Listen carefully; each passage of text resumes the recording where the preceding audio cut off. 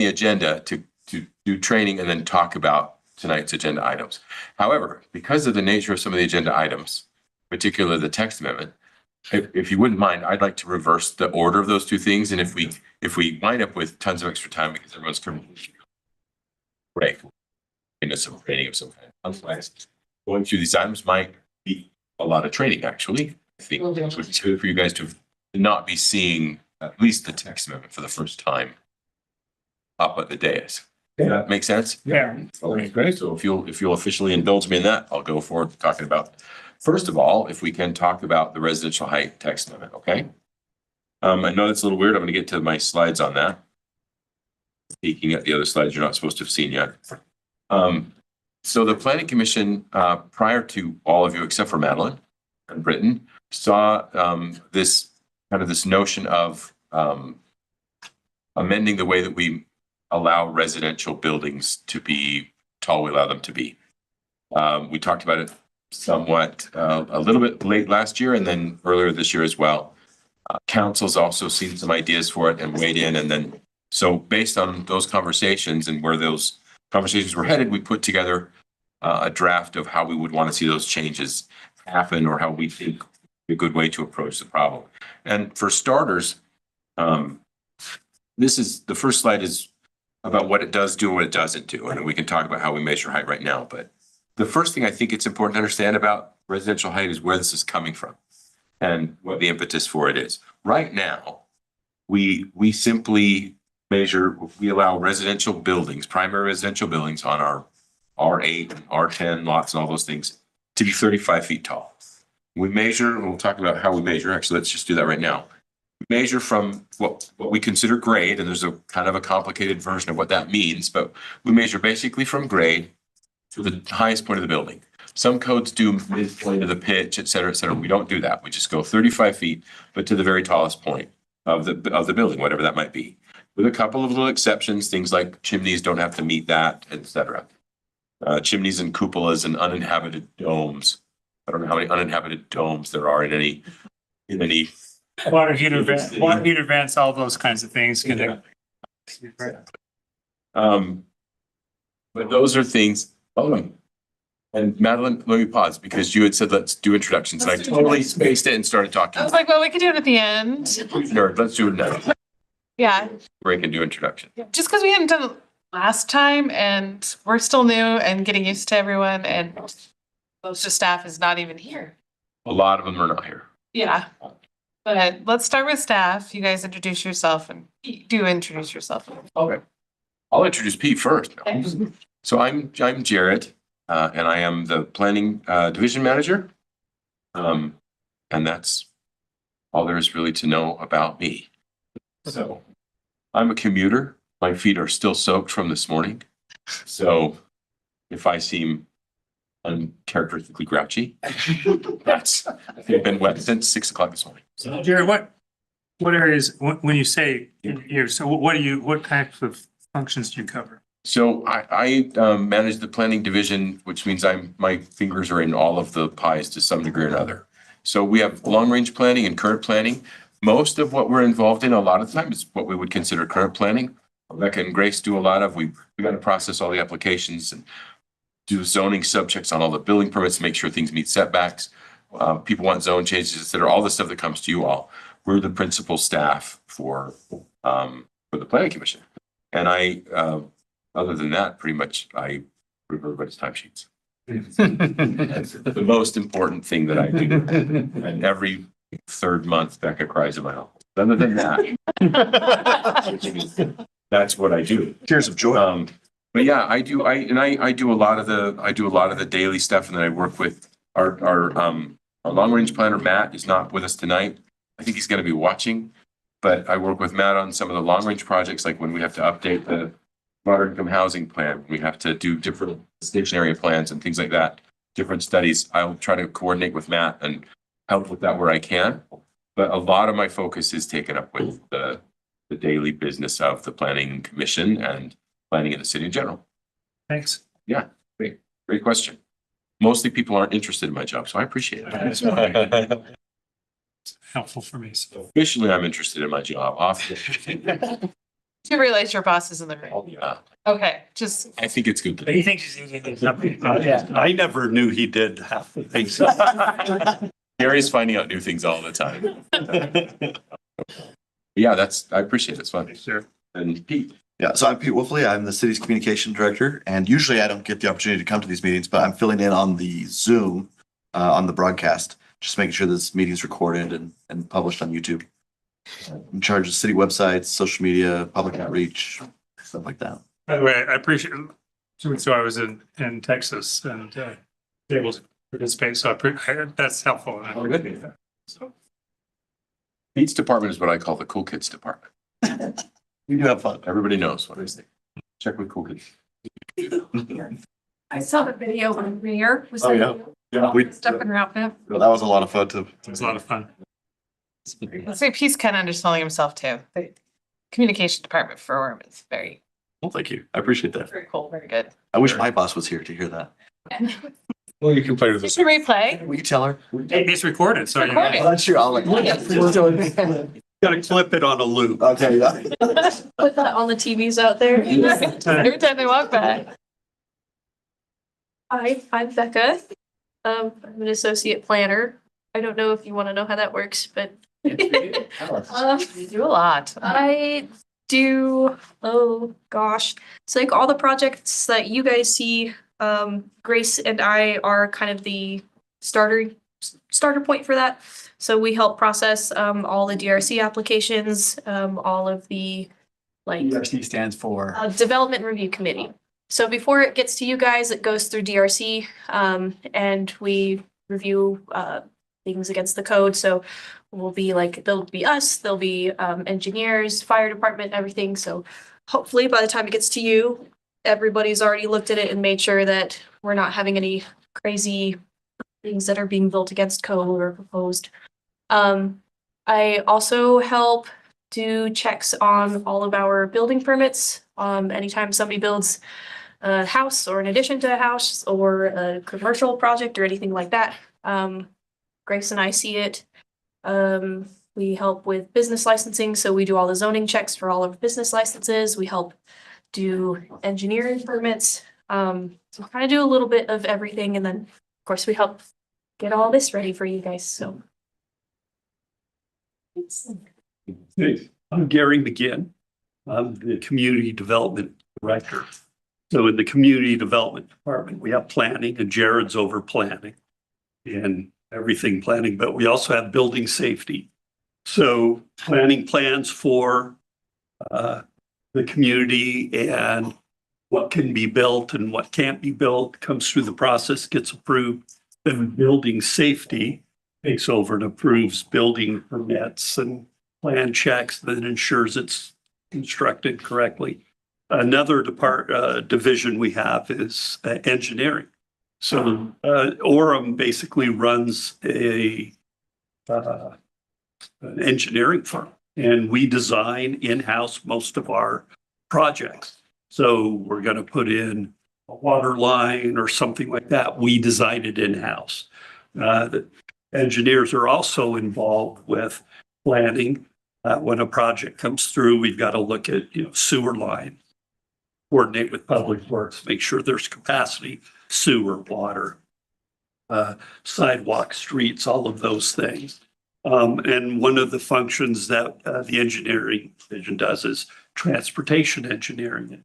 And there were some questions about Westerly Way last time, got continued. And we'll talk a little bit today about traffic studies. And we also do economic development, building maintenance, and I think that's it. Some of those in engineering, you outsource some specialist kind of stuff. Yeah, so some specialty things, or if there's a really big, $30 million project. This water tank down. Yeah, like the water tank, we'll farm that out to somebody else because we're not sized. You would have to put all your resources on it. Yeah. That's it. There's a few things you do. He's been around the block once or twice too. I've seen this. what he's done. I'm Carl Radmal. I'm like my third planning commission meeting.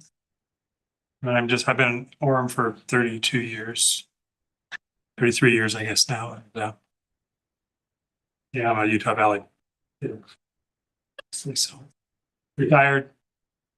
I'm running around 22 grandkids. So been an empty nester since 2015. So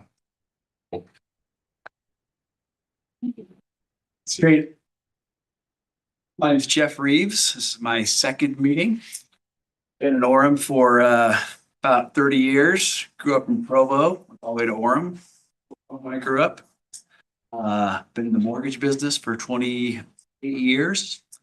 Happy to be here. Glad you came back. That's good.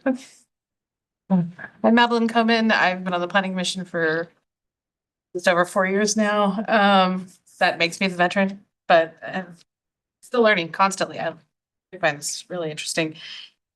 And I don't know, been on Orem for 10 years. Stay-at-home mom. I have 2 girls, little teenagers, so we're very busy in a very different way. All right, I'm Michael Ladle. I've been here in Orem now for goodness, almost 30 years. Utah boy myself, Utah County boy. I spent, just general background, spent 8 years in the Marine Corps. My degrees at University of Utah, some of them there and the rest of them over at UVU, as proximity helped. What I do for a living is a partnership. We purchase commercial buildings in Phoenix, large municipalities, and we refurbish them, get them up to spec, and we'll either change them from straight commercial to mixed use. We do a lot of that. We're in the process of getting one down in Phoenix right now. It's 16 stories, 200 some odd thousand square feet. Process of getting that pushed through their city council, getting all that stuff done. So yeah, that's what I do on a day by day. Just be busy. Maybe you've been on the council, on the commission for how long? Oh, it did. So this is my second meeting. Twice, okay, Yeah. a few times. Yeah, it's either 2 or 3 meetings. That's everyone other than me. I'm Britain. He's in bed. Like all of us. So I'm Susan Madsen. I grew up in Provo. Okay. I still call things the diagonal, and my kids are like, what? And my husband and I have lived here. We moved here during COVID. And I am a commercial real estate appraiser.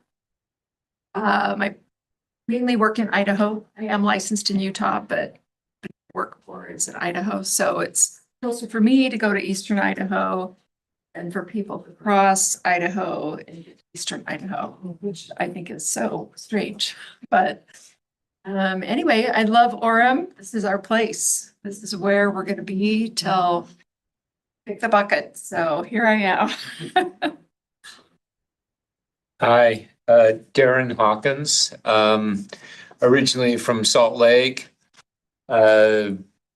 Been in Orem for about 30 years now. Seems like that's a trend. I've heard a lot of people say about 30. I work at BYU. I'm in the political science department. I am not responsible for anything that happens in this world, so don't blame me. Even though I study politics, I study international relations, mostly Latin America, development kinds of things, which means quality of life for individuals. I had 4 kids. They all went to Orem High. Very happy to be here. Yeah.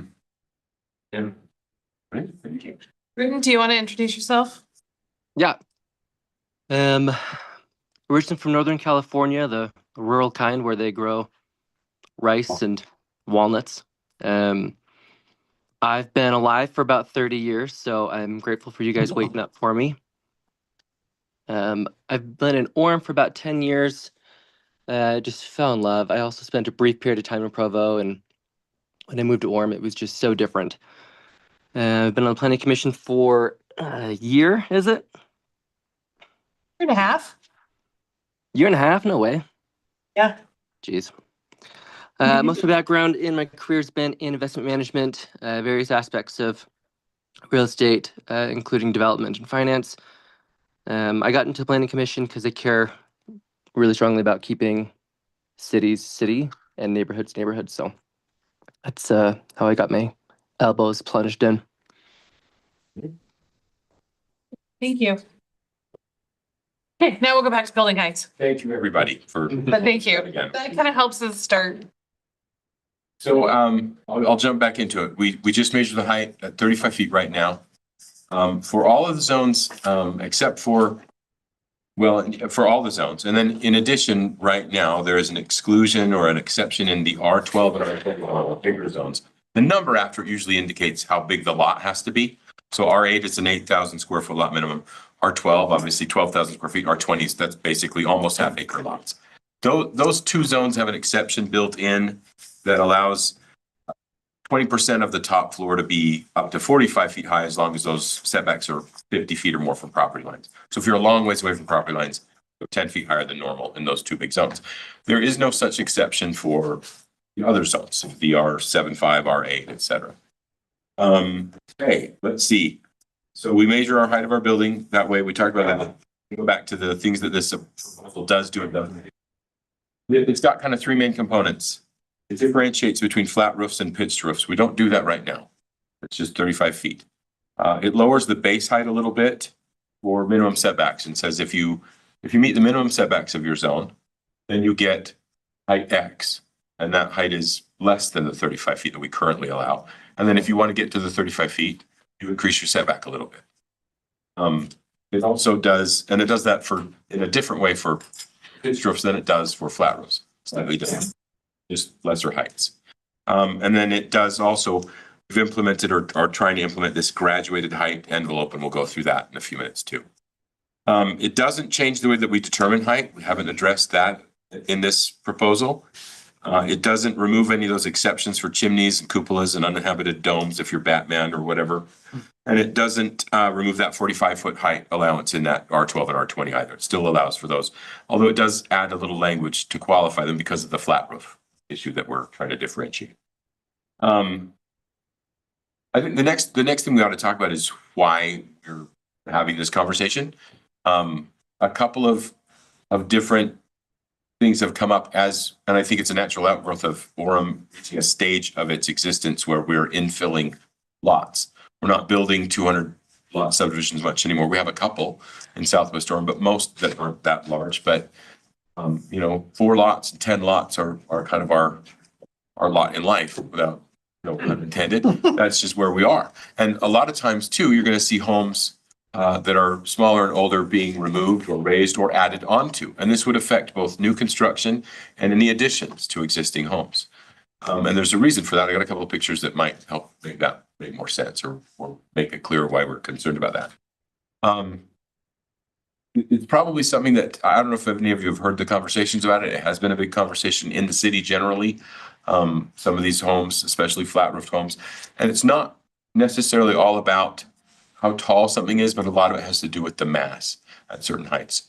We're not used to seeing, 30 feet of straight up wall up and down. You usually see gable ends or you see different architectural features. That's not always the case. When we were first talking about this, we talked about how the zoning code draws this box. You're 25 feet from the front, you're 25 feet from the back, you're 10 feet from one side and 8 feet from the other, and you're 35 feet tall.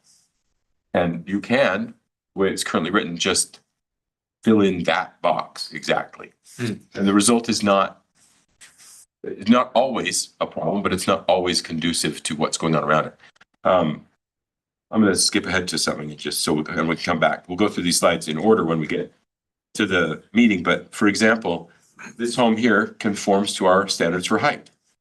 But you can see what it means to be this little rambler next to it. And now maybe life wouldn't be perfect if it were addressed in some way, but it might be better or easier, and they might still have plenty of house out of that allowed envelope, but it wouldn't necessarily be this much house. So just that. Right. Oh, go ahead. the proposed change, what would happen to that structure right there? Well, yeah, and we're gonna get there, but I'll give you the precursor view. So I put this slide alongside it to show you that this is the building envelope part of it. For one thing, the height of a flat roof, let's start with that, because this wouldn't necessarily impact only this, it would start much lower. So a flat roof like this would be allowed a base height at the minimum setback, which this home is located at 8 feet, would be allowed 20 feet in height at a base. And you could get one more foot of height for every foot you set it back further from that property line. But then, in addition to that, let's say that put the home here. In addition to that, we have the graduated building height envelope that might make that flat roof impossible there. Might have to pitch it or pull it back even further to make it fit under the envelope. So it'll be easier to understand in a minute when we've gone through all of it, but that's the basis of it, is that first things first, this would be shorter than this. This is higher than 20 feet. If this is a 12-foot overhead garage door or a 10-foot overhead garage door, the maximum, let's say it's 10, it's probably right here, be the maximum height that they'd be allowed at the minimum setback. And even that, with that kind of massing, it's probably going to get impacted by this kind of envelope, at least a little bit. So it forces some different decisions as you're choosing what kind of home you're going to build. You don't just necessarily fill the whole box up. So the home on Palisades that we saw a few weeks ago. Yeah. Would not. Would not work as a result. I drove past that a couple months ago and thought, oh my goodness. Yeah. I didn't put a picture of the Palisade home in the slides. You did that on purpose. Too soon. It's not in there. But I didn't really need to because I have plenty of other examples. This is a new home on this lot, just as long as we're talking about it. The reason it needs to apply, or I think it needs to apply to new construction like this and to additions to older homes, is because of this kind of thing. And this is getting more and more common. As I talk to other planners online, this is happening around the country in different places. Here's the existing home. This is their addition, and it meets all the codes for height. Now, there's a big empty field next to it, but that won't always be that way. At some point, someone will come in. Well, maybe it will be now, actually, that's there. Maybe that stay. Nobody wants to stay that way for a long time. It could be viewed as an open space preservation tool in a way if we wanted to. But this meets, I know this meets the height because I was forced to approve this in another town. We measured it, 25 times during the process of approval. And then after it was built, when we knew everyone was going to come out and say, there's no way that meets, it absolutely meets the hopes that we had. And they didn't address that infill very well either. They've taken steps to deal with that as a result of that home coming in. So that's why we want it it's going to apply to additions as well, because it really needs to. So let's get back to let's see, what it does and doesn't do. Well, we did that already, right? What it does and doesn't do. That's how we measure our height. The reason that you measure height and you can't just say it's from the grade is because the grade isn't always the same. Homes are on slopes, et cetera. So we have to have a formula for doing that. And what we do essentially is take the elevation of the center point of the walls. It says 4 walls in the code, but not every home has 4 walls. Nothing is as simple as it appears. But you take the center point of the walls, or the elevation of the center point of those walls, and average that. That's your grade. And everything gets measured from there. That's difficult to do, especially in the permit review phase. We have some grading plans, but they don't always get kept to. So there's a little bit of challenge there. We're not sure how to address that yet. We're still working on that. We felt like it was important to come forward with what we could now, and we'll keep addressing how to deal with the grades and the changes in grades between lots as we go. The first part, so item 1, the first tier of it is that it differentiates the rules. And during the conversations that we had with the Planning Commission and the City Council, prior to all of you starting, basically, most of you starting, was that pitched roofs would mean something that not only a completely flat roof would be a flat roof, but anything less than a 312 pitch would be a flat roof, would be considered a flat roof. So here's your 312. And the way we've written this draft, or the way we've drafted this, is to say that 312 and up is a pitched roof and gets those allowances. Anything less than 312, so if it's 2.7 to 12, it's a flat roof in terms of how we view it. Okay? And the highest point will be that ridge line, whatever pitch it's at. Does that make sense, everybody? Okay. So the question, so on a 312, something like that, Yeah. you could have a 2.5 story. Good. If you lift that lower level up and have a half basement, Sure. because it's a 312. Could do that. and that. Yeah, and I don't think we have, that was one of the conversations, was that we weren't necessarily as interested in limiting how people use the interiors if they want to gable things and make it. We didn't want to limit that. The top point and the mass of the structure or the. That's really the concern. That's right on. That's exactly what everyone has been more concerned about, whether they realize it or not. That's, as we've talked about it, that's come out. What's bothered people is really the mass and that top point. So basically maintaining the aesthetic of the neighborhood. Yeah, and even if people want to choose different styles, there was a lot of conversation about not wanting to necessarily limit how people want to view more modern roof pitches and slopes and aesthetics, but rather how it is aesthetically in context with the stuff around it. And that's the reason for the envelope, and because that forces it to address, at least to some degree, that it's not on its own in a giant field. It has neighbors that might only be 16 feet away. So yeah, exactly. Let's see, the second part is the allowances. So currently, like I said, we allow 35 feet. Just in the rewrite, in the draft that we've proposed, the minimum setback. So let's stick with side yards as a conversation. Side yard minimum setback in the R8 zone and in all of these, frankly, is 8 feet. It's a little more complicated than that, but let's just call it 8 feet. So at 8 feet, you could have 30 feet of height for your at the minimum setback. That's right now we'd say 35. We're going to drop that 5 feet, or we're going to suggest dropping that 5 feet and saying every additional foot that you go, fine, you can go up another foot of height. Remember, this is only one tier of it. We also have the building envelope to deal with, but this would be the base kind of consideration. You're at 30 feet, you can go up to 35 depending on how far you are from the property line. Increased setback. In the flat roof department, that number would be 20, like we said when we were first looking at that other home in that photograph.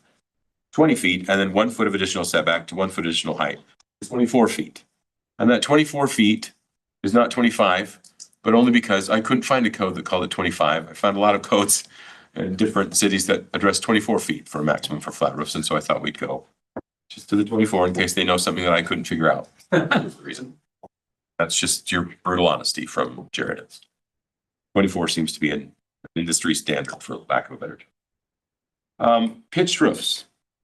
At the minimum setbacks, if your roof is pitched, you have that 35 that we've always dealt with, because this did start to become a problem until we started seeing flat roof structures coming in. So the assumption is 3 to 12, that 3 to 12 pitch, you're going to have a little more, have less mass at that upper level at that 35. 30, you're going to start at 30 and get to that 35. So it's a little more, it's easier to do. And that's in, again, sorry, the R12 and the R20 zones.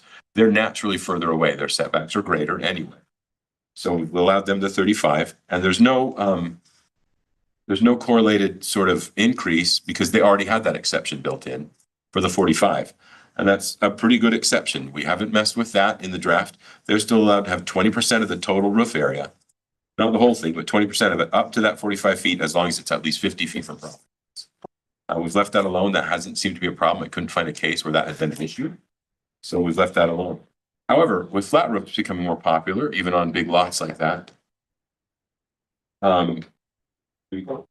we did a minimum setbacks for those two zones, 12 and 20, 24 feet in height, that maximum from the here in the other zones. And then again, that graded scale, 1 foot additional to 1 foot additional height up to 28 feet. And we gave them the same exception, but reduced that exception to 32 feet instead of the 45.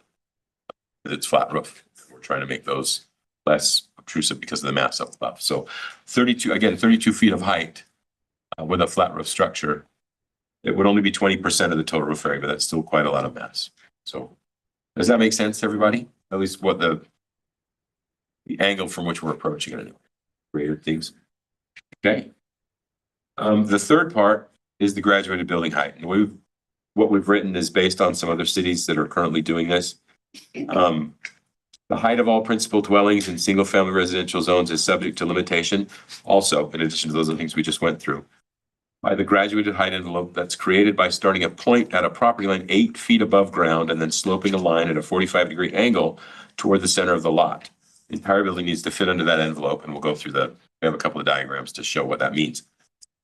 With some exceptions, dormers and gables are accepted from that. So because they're architectural feature and they don't have that same kind of mass. We have a couple of rules written in the draft as well about how wide the dormers can be and how much of the wall face, a gable can be no more than 25% of a facade length should be that gable end. So it's really not a full gabled end, but just a gable portion, a larger gable portion of a different facade would be allowed to extend above. No more than 1.75 times higher than the point of intersection with the envelope. So it's easier to show on the diagram. Should I just go to those? Here we go. I have that in there for some reason. Don't know why. Sorry. This, I'll go to another one in just a second, but this is basically, we take the property line. So let's focus on the side for a minute here, this gable end. On the property line, we go up 8 feet, draw an imaginary line, and start from that point and draw a 45-degree angle, and it creates this plane. And nothing's supposed to stick out from that plane unless it's a gable end or a dormer, right? So here's your gable end sticking out of it. And what that 1.75 means is that this right here is where it intersects the envelope, where the gable intersects the envelope. We calculate how far that is up, how tall that is. Because I'm not good at math, let's say it's 10 feet, even though it's probably more than 10 feet here. 10 feet, you get 1.75. Your gable end can be 17.5 feet to the top of the gable. Does that make sense? That would be whatever number it happens to be, but nothing, regardless of that, it still has to fit under the maximum height. Because you get 1.75 times doesn't mean you get to go 39 feet, because that's 1.7 times where it intersected the envelope. You get 39 feet your maximum. And on something like the dormer, your maximum is determined by it being no more that there's controls about how far they have to be apart, these dormers. And then also they can't extend, even though they extend above the envelope, they can't extend above the ridge line of the roof that they're on. So the dormers have to stay below the ridge line they're on. Does that make sense? Yes. That's the point of this diagram. It shows you both situations. Anyway, I hope that makes sense. I know it's a little weird, but that's how we would want to try to control it. That does a couple of things. As you look at, So this envelope concept is brand new? to us, To us, right, that's what I mean. we didn't develop it either. Okay, But right, yeah. a bunch of cities are starting to use it all over. Sure. But that's how somebody came up with doing that in infill environments. And Mill Creek is doing it. It makes sense. It helps to kind of either force the roof lines down if they're flat. Yeah. Or something like the gables so that it reduces the mass of those close property lines. Yeah. That's really the point. So as you look at this diagram again, this kind of shows the same thing. There's your 45-degree graduated plane. There's your projecting gable. And it can be 1.75 times. And if this was a dormer, and it could be a dormer or a gable, it just depends on the size and the kind of location, it can extend above that ridge line right there where the house goes past. And it can't be more than 1.75 times this distance here. There's 8 feet of property line, but look how close, that's the property line. Let's say that, I don't know if that's an 8-foot property line in the diagram, but I assume it is. That's very close. So instead of having that maximum height be filled up by a flat roof, it matters when you're next to this house. That's a lot more easy to live by and kind of fits into the context more than that does. It just does. Now, the reason that we wanted to not outlaw flat roofs or whatever, well, for one thing, the state code won't let you. You can't determine absolutely what kind of, can't require a certain pitch. You can regulate the heights differently though. So I don't think it would be, we're not trying to foist one kind of architecture on anybody. But we are trying to say that architecture needs to be put in context, and this rule would force you to do one of several things. Reduce the overall height. Don't pull it up too far, the foundation too far up out of. If you're doing a flat roof or a low pitched roof or whatever, don't pull that foundation up too much because you're going to hit your height limitations. Or include greater setbacks if you want to have all those flat roofs and have enough property to have them far enough away that we don't have that kind of mass 30 feet in the air looming above a neighbor. And this only gets exacerbated when it's on a slope. So I hope that makes sense. Is that kind of?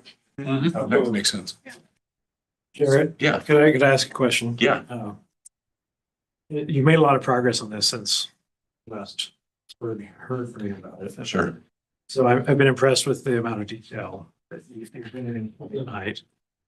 Could you specify a little bit more about the trade-offs that as you are making this proposal that you had to think through? In other words, what were the other options that you are considering, and what's the logic of making this proposal versus those? Sure. And I think that's a great question, Quinn. For me, you start with the worst. To me, you start with the most restrictive thing and work backward from there. And the goal is always to do the best for as many people as you can, and least harm to as few people as you can. We want to respect, we want any code to affect the change that we're looking for, but that change just shouldn't be the goal shouldn't be just to restrict, right? That these are people's personal properties, and we want to respect property rights that people have and have them use these properties to the degree they want to. So I start by thinking we can just reduce heights overall and say we just allow feet of height or 28 feet of height or whatever would be, more accessible, or say we don't allow third stories, period. We talked about stories a minute ago, Carl wrote that. Say we don't allow third stories, sorry. That would help reduce some heights. But it's overly that's overly restrictive to me, I think, just my personal opinion. And I don't think it does as much good as trying to address the height and mass thing. This was the best way to address the issue without really restricting height a lot or blanket, just trying to make it impossible to build flat roofs.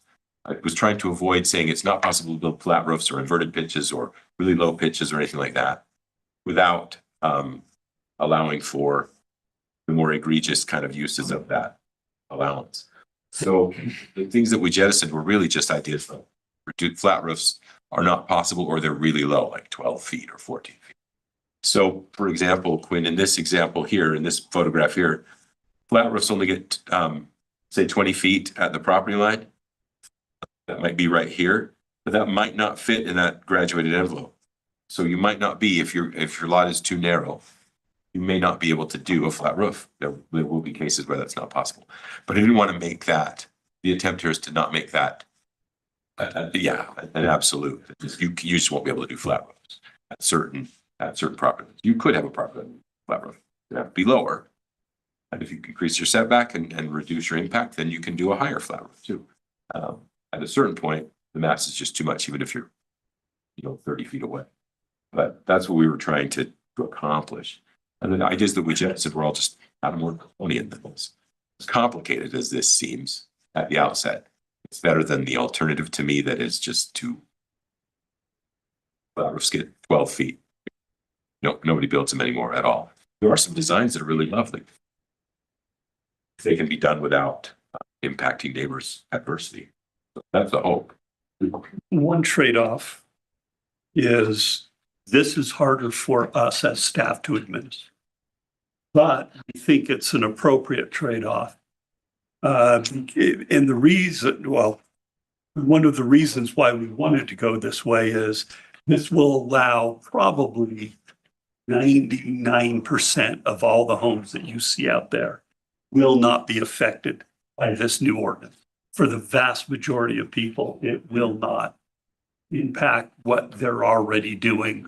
And so having this, whether we had this code or not, 99% would still go forward, not even think about it.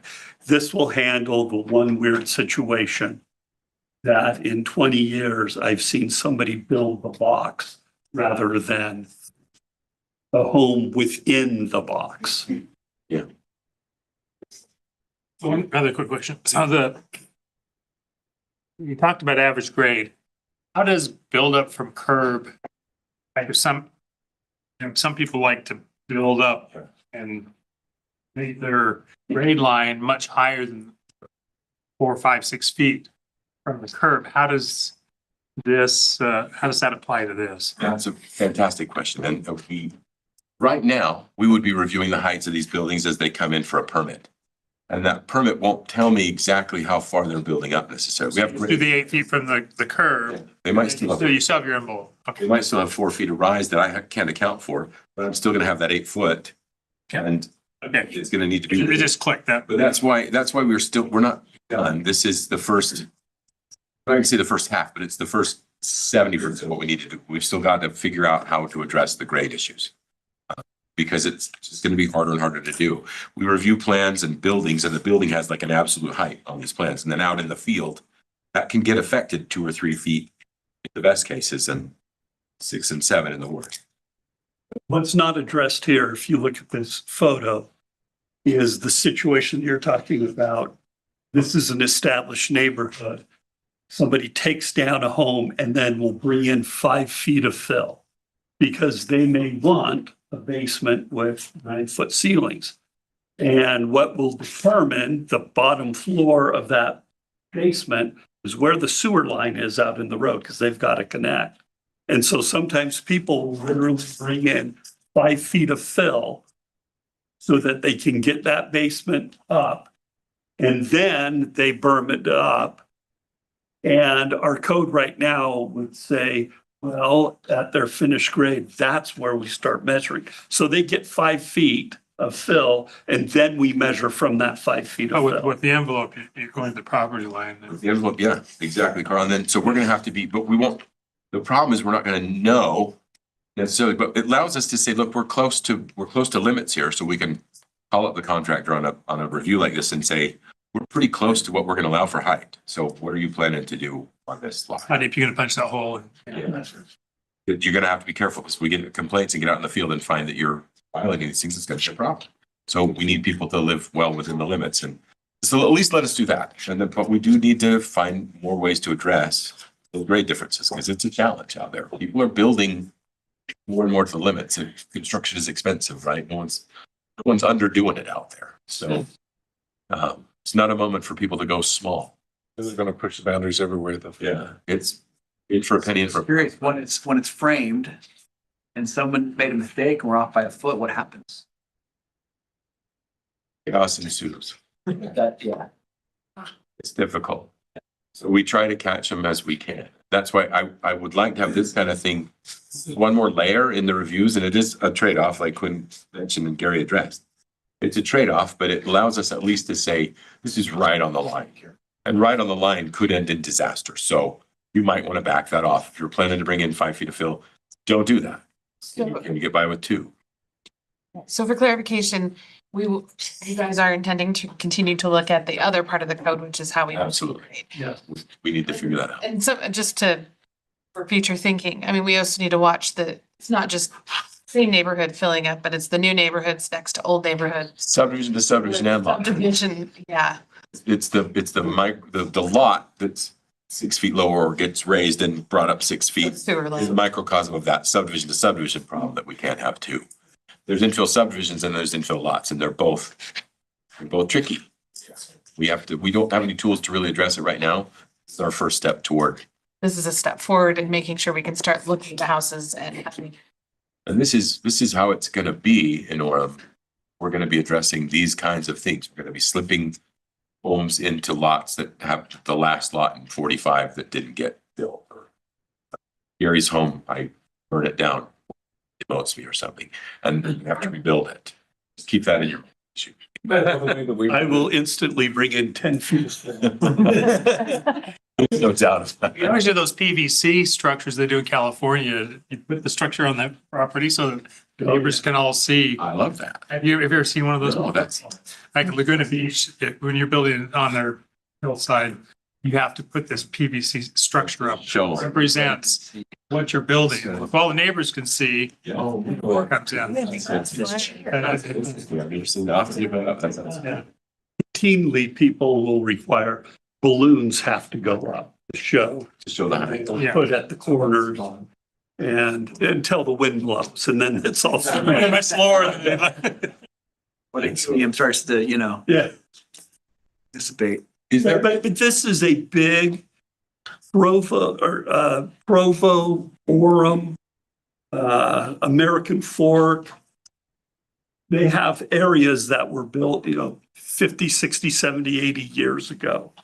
And they're done. And our code and the codes in those communities typically have been designed for a greenfield situation where you can come out and just build. We haven't really had to think about these issues in infill, because usually when a subdivision comes in at the same time, now you have the sewer and stormwater flows all together, the grades go, but now we have a 2-acre parcel of an orchard. And now when it comes in, because of its configuration, it may not have, it may have to flow the opposite way that the neighbor's sewer and stormwater flow. Be able to hook into our system, which means now they're bringing in 5, 6, 7, 8 feet of fill to make it work. What I've seen with other cities and what they've done is they've just used the sidewalk as the baseline. And they say, we'll allow X amount of feet based on these conditions above sidewalk, because that's the constant within the neighborhood. So they've just used that and said, that's baseline idea. That's it. Measure everything from there. Then at least you know what you're dealing with. Exactly. So I'll go through these slides again in the public for the public hearing, but I just felt like it would be helpful for you to get a first shot at it. So I'll try to be not boring in the public hearing part. Do you have any questions before? Because we got 10 minutes roughly, about 10 minutes next to the meeting. We need a little time to reset in there. So any questions about this one? Do you have any questions about the other items on the agenda tonight? We have the west, hearing. whatever The traffic study that we wanted to take a look at. I was gonna say, can he introduce himself and Yeah, Eric sure. introduce himself too? Would you mind introducing yourself? John Dorney here, Orem City traffic engineer, got to study. Really good news. He'll answer questions about that for you if you want out in the. I read it before I went to bed last night. I go right to sleep. No, Yeah. no, it was actually interesting. It's actually really interesting. Not bad. It's not bad. As far as traffic impact studies go, it's more recent. Yeah, definitely. So we have Western Way, and then the other is 355 West University Parkway. Another request for a rezone to the C2 zone from an R8. You guys all familiar with I'm familiar with the property. Phoenix property? Water. Yeah. The old water reclamation, Regulation. Water Conservancy District place. It's been in the R8 zone, been non-conforming for a long time. They want to rezone all that. It's in the general plan to be commercial. There you go. Who from staff was at the neighborhood meeting for that one? We don't attend the neighborhood meetings. It was just the developer. Just the developer. We don't go to the neighborhood meetings so that it doesn't get the veneer of being a city sponsored function. So we purposely don't go. A lot of folks concerned about different things there. We expect to hear some folks tonight. It is worth noting that the commercial zone, it does have commercial zoning around it, but that commercial zoning is called PD5. It's not the C2 zone. It's a planned development zone, has more restricted uses. Is that Woodbury? Sorry, so everything to the east of that property. PD5. Which means Planned development 5, and it's just it means that they wrote a zone just for those properties. And it's a commercial zone. The biggest difference between it and C2 would just be a limited number of uses. So the C2 zone has a whole bunch of different uses. PD5, it allows different types of structures. Yes. Most of the other stuff is left alone. Setbacks, landscaping requirements, buffering, et cetera. Same. Parking ratios are the same. But the PD5 only allows, it doesn't allow notably like car lots or amusements. Well, and correct me if I'm wrong, Jared, but I think another thing with the PD is they have to have a site plan that goes with right. it. Yes, thank you. They're locked into the site plan so that the city knows, okay, this is what they're gonna build here. Whereas with the C2, it's just. So they've shown whatever you, applies. they've shown you a concept plan because we asked them to do that when they do rezones. But PD zoning, like Aaron is saying, is that site plan becomes part of your zone. In the C2 zone, the concept is you're not bound by that. Your zoning is C2. And that's an important thing to remember. I worked in a community where it was zoned, a similar type zone to a C2 zone. And it was down by Utah Valley Regional Medical Center. It was on 8th North and 5th West. And they had a corner and they showed several office buildings, medical, they needed that, came in, said this is what they wanted to build. And it got rezoned to that generic zone. Now, when it's rezoned to a generic zone, any use of that zone is a permitted use. Well, their letters of intent kind of fell through and they ended up building a gas station. and not the office buildings. And I had council members ask me, you know, if I would have known they could have built a gas station, I never would have rezoned this. So just be aware if something gets rezoned to a generic zone, what the council literally is saying by doing that is any use in this zone at this location is appropriate and we're okay. But it's got Gandolfo, so What? it's got Gandolfos in it. So Yeah. So is C2, sorry, C2 is probably most of the parkway, like on the other side of the street. Further, Imagine, and is the, BB5 goes how far east from? oh, that's a good question. I have to pull up the map, but I can. no, it's quite a ways, ways west. But so it's like the Krispy Kreme of C2. It's in the freeway access. There's a highway service zone to the Service, yeah. west of it too, and highway services is a little more restrictive than C2, but not as restricted as the PD5. And University Parkway itself is a mix of PDs and. It is different, couple of different Not- PDs than C2. You can also require, you said in your document that it has, that there would be some type of margin between the current residential area. Yeah, there's a, Structures, what would that? it's a buffer requirement. So there has to be at least a 10-foot landscape strip and a wall between commercial zoning and the residential zoning that's adjacent to it. That would be the case in, and in the PD5. Right now, Yeah. and then a parking lot, so what would you require? 10 feet beyond the wall to the north of the wall? And then Well, the wall would be typically at the property line. it's where it is now, I think. Yeah. Typically at the property line, and then you're 10 feet of landscaping on the other side of that. Where they can Or you do, could do a structure. well, the structure might even have more setback. The structure has to be set back. The setback has to equal the height of your structure at least. Okay. So if your structure is 30 feet tall, I need 20 more feet of setback too. It just depends. The buffer at least, the 10 foot is the absolute minimum. You'd have to be only 10-foot building, only 50-foot setback. That makes sense? because I read through the concerns in there, that one of the ones was the parking lot lighting, and I think there's some things, when I've worked with areas where they have the motion sensor lights that go off at night until somebody, or go real low and then come on. That's a good concern. And we do with site planning, and we would do this with PD5 or with C2, regardless of what they're doing. We ask for photometric plans that'll show Okay, 0 candles at the property line. So if they're redeveloping that parking lot, we would want this too. Sure. I'm just wondering, what's the standard for the fence between residential and commercial? Because one's required. 7 feet usually. So the one that's there is varying in height. Does that mean that's going to be replaced or does that stay the same? And then it would depend on the site plan. So if it came through for a site plan, the planning commission might feel like you needed more height on it or a uniform height. It would just depend.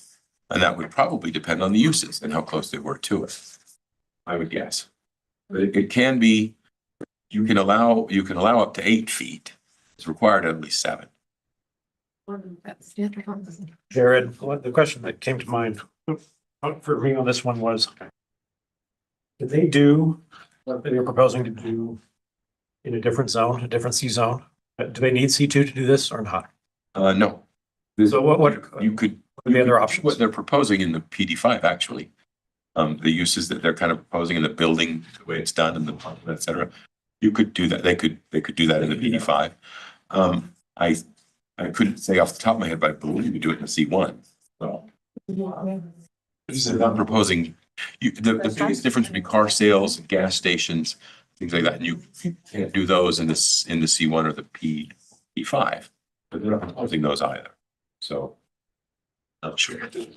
But just keep in mind, if it does get rezoned C2, that laundry list of zones, Do those things. any of those can be put in and are legal to use. And if it's rezoned, they would have a vested right to those uses if they made an application. That's right. So, and oftentimes people come in, best intention. My intention is to do this use. And then market changes or different things change.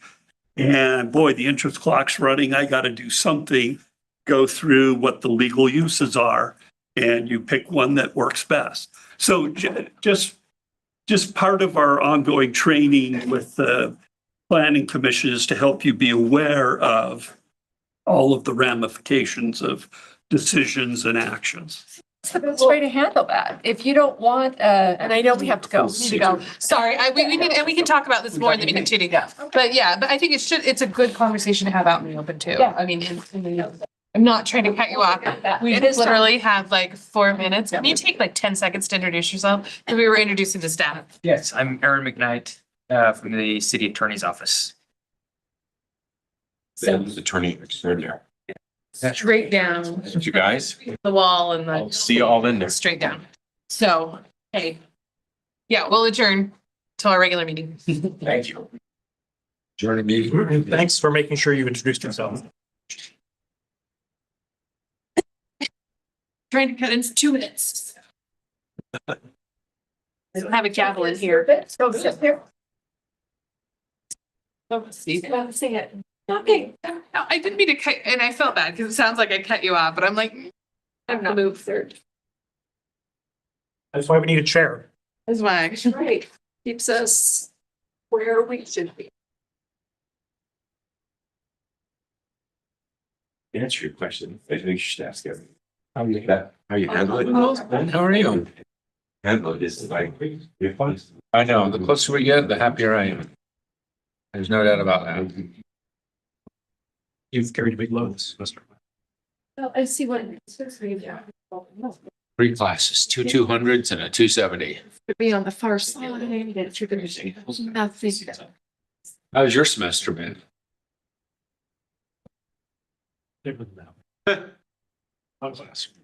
And not much administrative load. Must be delightful. Yeah. That sounds charming. It's been refreshing.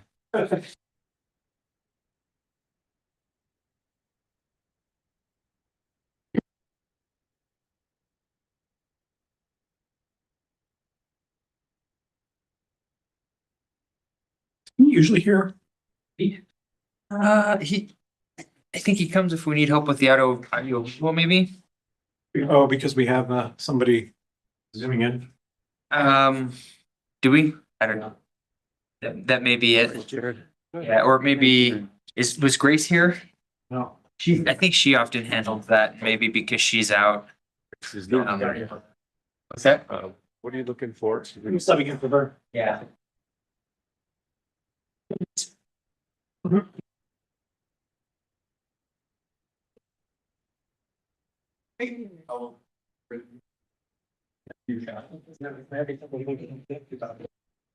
Sounds good.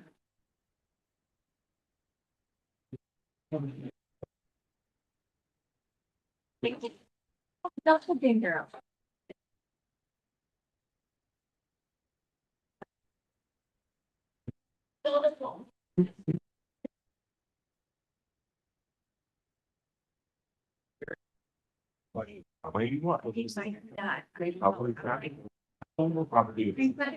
He thought I was somebody else, but I'm sorry. No.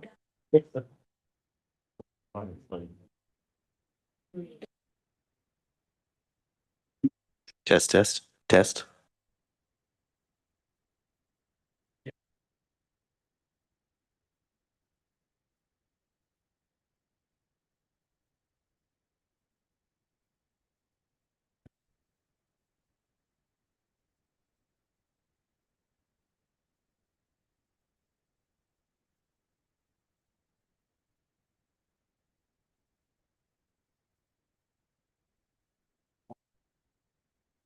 Thanks.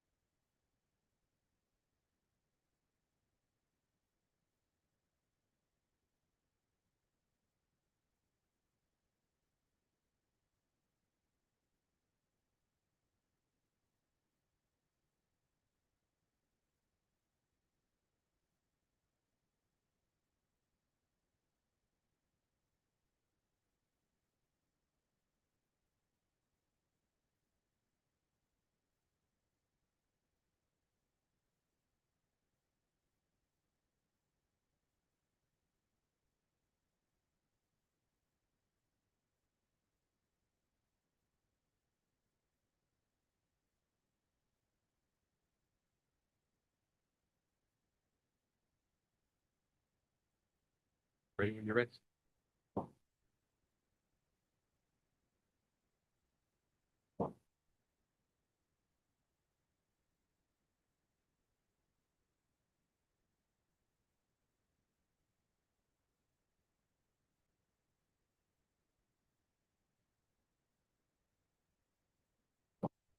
We will call this meeting of the Orem City Planning Commission to order at 5:32 PM on April 1st, 2026 in the Orem City Council Chambers, and we will begin with an invocation by Susan Madison.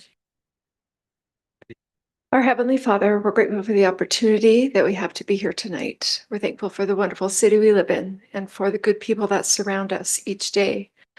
Bless us tonight that we can be thoughtful and be able to contemplate the best solutions for our community. We're thankful for the beauties of nature that we are surrounded by, and we're so fortunate to live here. And we say this in the name of Jesus Christ. Amen. Thank you. Our first item is the consent agenda item. It's 3.1, approval of the meeting minutes from March 18th, 2026 Planning Commission meeting, but those were not posted. So Right. We'll have to bring them to you next time again. I apologize. yeah, we'll have to put that off. So Gary, just as point of order, do we need to table that to the next or just move on? We'll just move on. Excellent. So we have no action items, so we will move on to item 5.1, which was continued from our previous meeting. Westerly Way text amendment and rezone. It's a request to rezone the property located generally at 1875 South Geneva Road from OS5 open space to PRD planned residential development and to amend appendix KK site plan Farm Haven to include the subject property. Okay, Jared? Thank you. So I have the slides from the previous hearing with us as well. And John Dorney, the city's engineering specialist on transportation and traffic, is here to address some of those concerns that you had. I can buzz back through these for the continued hearing, or we can, do you have other questions? Do you want me to go through them quickly for the record, or what would you like? Let's just do a brief Okay. recap. So as you said, this is at 1875 South Geneva Road, the subject property here. This is where the existing approved PRD Farm Haven is located. This is the additional property that the applicants would like to include with it, making that modification. They go from cottages, small lot homes, to twin homes in that change as well in the text. So this is a kind of a joint text amendment and zone map amendment. This part would be map amendment, and this would be text amendment to include all of it and change them into twin homes. Subject property is in the OS5 zone right now. So this is OS5. This is that existing Farm Haven PRD. You got Geneva Road here and 2000 South. The Whitestone Estate subdivision was approved just recently. And the property is in this low density residential Southwest land use category. It does allow for PRDs. And the other residential zonings. The existing PRD zone is in this area. This is so the existing Farm Haven. That's that property line that you could see before. This is the additional property that would be coming in. And as I said, they'd be going to twin homes. They propose parking throughout 3 different locations. People in the PRD would have access to this parking and this parking and this parking in addition to their driveways and homes. This is the Autism Academy. It'll be adjacent but not truly integrated. This is an access that they've proposed that would provide emergency access up into the subdivision. But the principal access in and out of the subdivision would be by 800 West and this new road going out into the Whitestone Estates. This is the existing Farm Haven site plan. So it would be amending this site plan to superimpose that site plan instead. That's the amendment portion. As I said, these are sort of cottage lots. They'll be going to the twin homes. There are 44 proposed twin home lots. That's about 6 units per acre. These are Orem standard sublocal streets. So there's curb gutter, sidewalk, and park strips. All of these rights of way would be dedicated streets, not the parking lot areas, but the roads coming through. 20-foot driveways, 2-car garages. There's 39 additional guest parking spaces in those 3 areas, and perimeter fencing would be part of this as well. These are the elevations that were proposed. Again, I think we did mention this last time. This rear elevation would need to include more of the stone or brick to meet the requirements. that we have for PRDs generally. The cottages, when they were approved, did include that. The new elevations would have to be revamped a little bit to make that, to meet those requirements, but we could do that easily as a condition. So that's what I have. Do you have any questions? Do you remember this okay from last time, or is there anything you need clarification on? I do have a question. Can you go back to the slide of what's currently zoned Yeah, for that? The intention was always to have it connect south into To- the neighborhood to the south. yes. Which I know it's Parley's, no, it's a no. Sorry, I just totally blanked on what the neighborhood to the south is. And then Peyton Crossing, that's what I know it starts with a P, and that's where my brain was. And then connect into whatever development came into what was then the Wilkerson Farm. Wilkerson Farms. So I'm still struggling a little bit on the road thing. So we'll come back to it, but I wanted to just clarify that Yeah. point at this. It did always include a future connection out through this way and one out to what's become Whitestone Estates now. Yes, anticipating Okay. that those would develop. Okay. Are there any questions for staff at this point?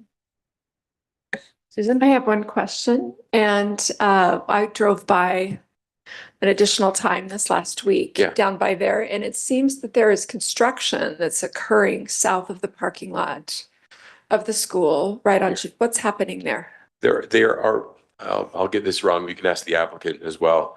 I know we did have a change in this. I think they're redoing some storm drain materials or something. I forget what permit it was, but there is a small project going on there as well. Any other questions at this time? Okay. I'm gonna ask the applicant. Yeah, next is applicant. If the applicant would like to come forward and add anything before we start having further discussion. Hi, I'm Tricia Nelson, and I'm just happy to answer any questions that you guys might have about the project. I think, Susan, do you want to ask your question specifically to her? I guess my question is regarding traffic, and if you, I think my biggest concern is traffic, and if all of that is going south instead of some of it going west to Geneva Road. Yeah. I could see if I were a neighbor on the south, that would be concerning to me, and I just wonder your thoughts on that. Or Yeah, no, thank you for the question. I think initially, as was noted, the project was called Farm Haven because we genuinely believed that this would be surrounded by farmland. So although they made us stub those roads, as you saw in the approved PRD, we never anticipated those roads to ever be used, but they required stubbing per city code. Because even though we were assured that this Wilkerson's farm would be there forever, that obviously didn't happen. And this project has been in the work for years.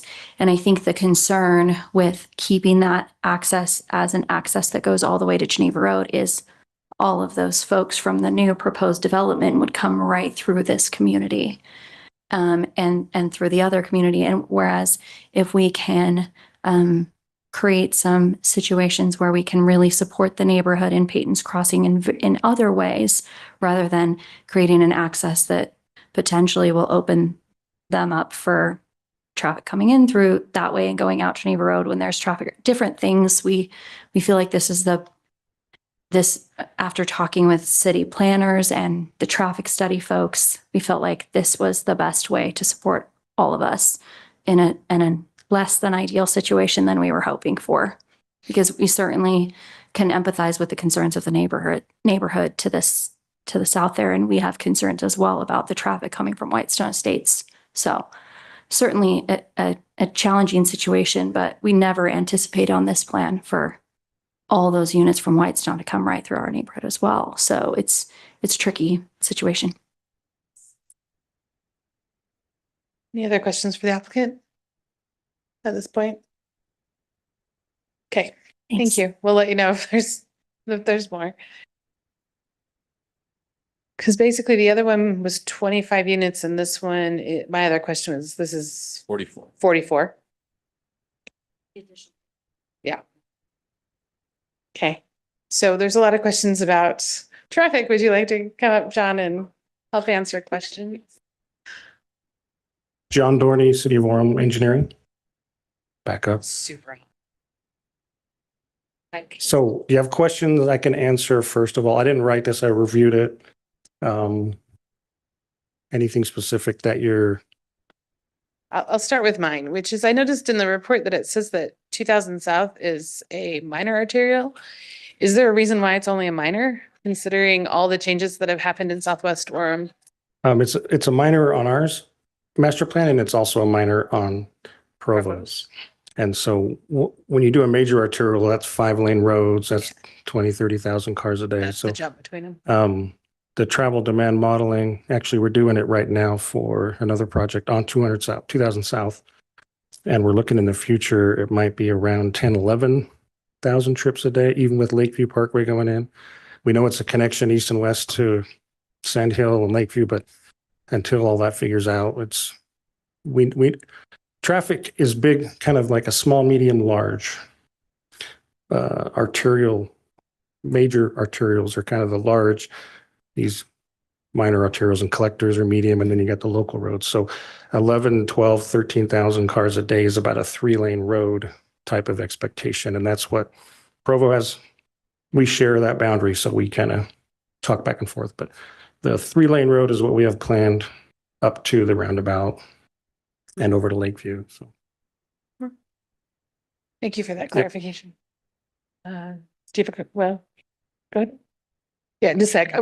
Susan's gonna go first and then Okay, Mike. just from our last conversation, last time we discussed this, we had someone who lives in the subdivision south who expressed concern with all of that traffic going down 800 West. And if you now have 44 homes that are going south, plus you'll have neighboring, see, now I can't remember either. That's on the Whitestone. east side that will be going in. Whitestone. Those will be funneling because there's no left turn down onto 2000 as per Provo City's requirement. Or only one of them will allow a left turn. Yeah. Both of the streets that will be coming in. it doesn't meet our access management standards either. They have to be on collector roads or arterial roads, certain distances apart from each other. And since 800 West is too close to, I think it's 7 or 750, then that needed to be either not there or restricted. And so that's part of the reason Provo does that. That's also what we do as an entity. So I guess my concern is for those homes that live along 800 West. They now have 44 from this and 60 whatever from the other one, now funneling down their road. And you can kind of see how that would be concerning to them. I just wondering if you had something that could help alleviate their concerns with that. So in the traffic world, we estimate how much traffic a house will generate. Provo and Orem have said we don't believe the national average of being 10 trips a day. We think it's 14 trips a day, and Provo says 11.7 trips a day. So we first apply this local standard of traffic for us, and then we try to guess where people go. You look at the roads and you say, how would I get out of here? How would I get in here? And it's kind of an estimate. Again, it's small, medium, and large. In a traffic world, 5, 12, and 17 is the same number. It's small. But when you have 200 lefts, that requires usually a signal or something. So again, there's ranges. Are these numbers going to be exactly like it says in the report in real life? No, but it's kind of a smell test. And part of the reason 800 West was stubbed was that it had planned for us as a city to go through. We're also stubbing Whitestone to Cherry Hill, even though we're told Cherry Hill will never develop. So anything that's not a cul-de-sac or a stub is just planned to go through. Part of that is not so much traffic, because there could be one access or one road going straight to 2000 and the traffic can handle it. It's usually fire, requires 2 accesses, and then our utilities. We typically like to loop our water to have multiple ways in, and there's some science and physics behind it. And when you work on something, you can still have it open, and plus the pressure normalizes. So the traffic can handle one road because it's not very much. Right now, there's 2,500 trips a day on 2000 South. This adds, I think, 1,500. The capacity is about 15,000 trips a day. So we don't think 100% of the traffic will go down 8 West because if you live over by the tracks on Whitestone, you're not going to go up 8 West and meander around. You're going to go to the next one. So it is kind of a guess, but we did some math. If you look at 145 trips in an hour, peak hour, 88 of those are going in. That's like 1.2 a minute. And they're going in, those are all 3 developments. So this traffic study included the Provo development, Whitestone development, and Waverly development. Westerly development. I called it Waverly, Westerly. So if you're looking at 80 trips in the peak hour going home, they're going to all 3 developments with 4 or 5 accesses. So when you have 1 car a minute, that's not at 1 access, that's at 5 different ones. So the magnitude of this is considered small. Does it quantify the effects of people who live on the road? It does not, because traffic looks at capacity levels. Okay. Micah, you had a question? I guess my major question is kind of related to what we were talking about before with regards to what Provo City is going to require on 2000. Do we have any definitive response from them as yet, as far as, because I know that there was discussion about medians, et cetera. We've gone through 3 or 4 iterations. It came across us as a pork chop, they call it. Pork chops don't work. People can cut them. And so we asked Provo, hey, what do you want in lieu of this pork chop? They're like median. They can decide not to put it in or not. Again, our access management standards, if it was our 100% review, we'd have them do the same. But it doesn't, you have the right to eliminate that from our review, and Provo has the right to eliminate it from theirs. So, Okay.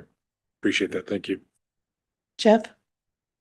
So I think I know the answer to this question, but just want you to clarify if, from your opinion, which is more expert than mine, do you have any concerns about the traffic here on this?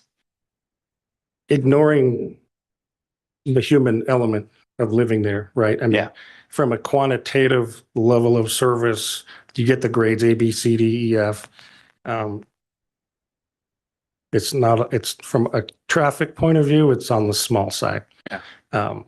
When you take 1,500 trips a day from all 3 developments and you send them down all the different streets and accesses, it ends up being 300 to 400 maybe on the worst case of any of the roads. So just the Westerly has 20 trips driving in the peak hour, and about 500 in a day. Yeah. So, will people notice a difference? Yes. When you live on a dead end street, no one's going through, right? Right now. So that perception is going to be a little bit harder. And would adding access from Geneva mitigate any concerns? I was there this morning and my comment, I thought, if I were coming from the north and I was turning left, off to you, but that seems to, in some ways, complicate the traffic too, because you have people trying to turn left, they've got a light, whereas on 2000, you have a light. And I was just curious if you have any thoughts on that. Yeah, anything open. The original plan, that you saw has kind of a legitimate road. This is more circuitous with a gate. Yeah. And so, yes, anything out to Geneva would make things way different and better. UDOT would have to approve it.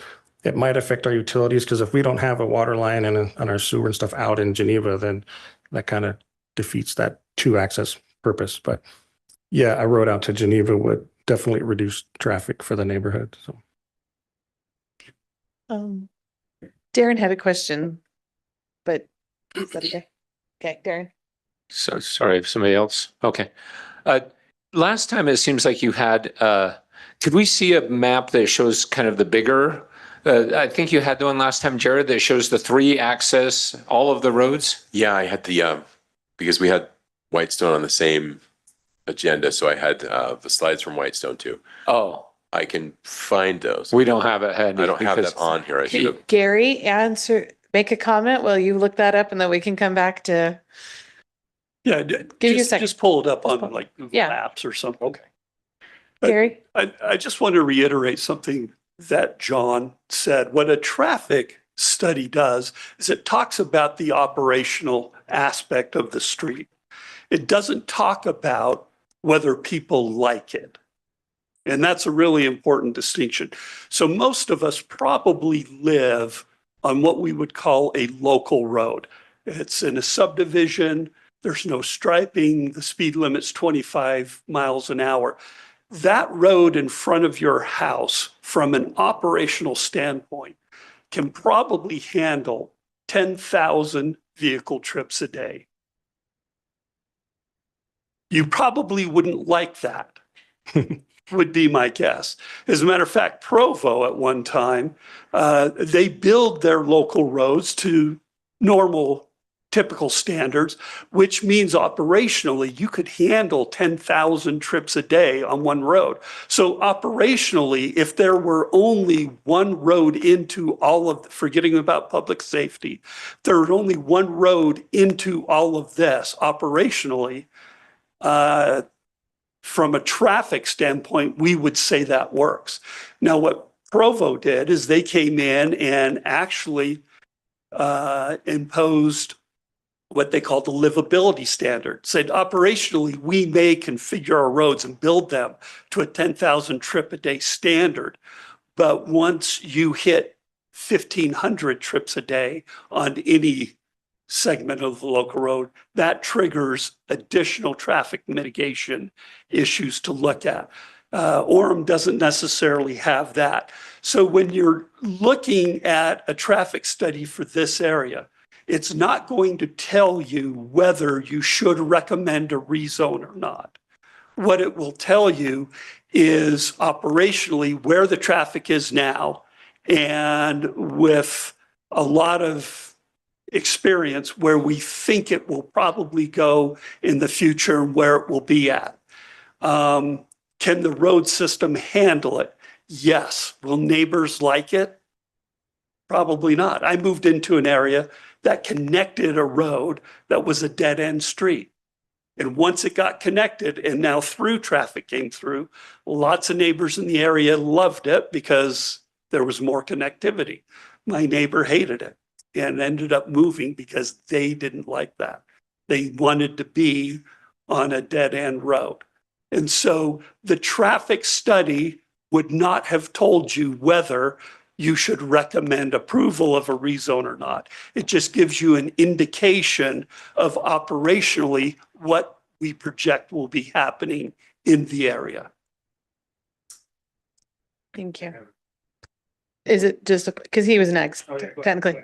Yeah. Yeah, thank you. And actually that, so I had two questions and that was addressing one of them, but since we have the map up here, so just for clarification then, thank you. This is the map I was intending you to put up. So thank you. This is what I meant. Because we've been talking about this 800 West.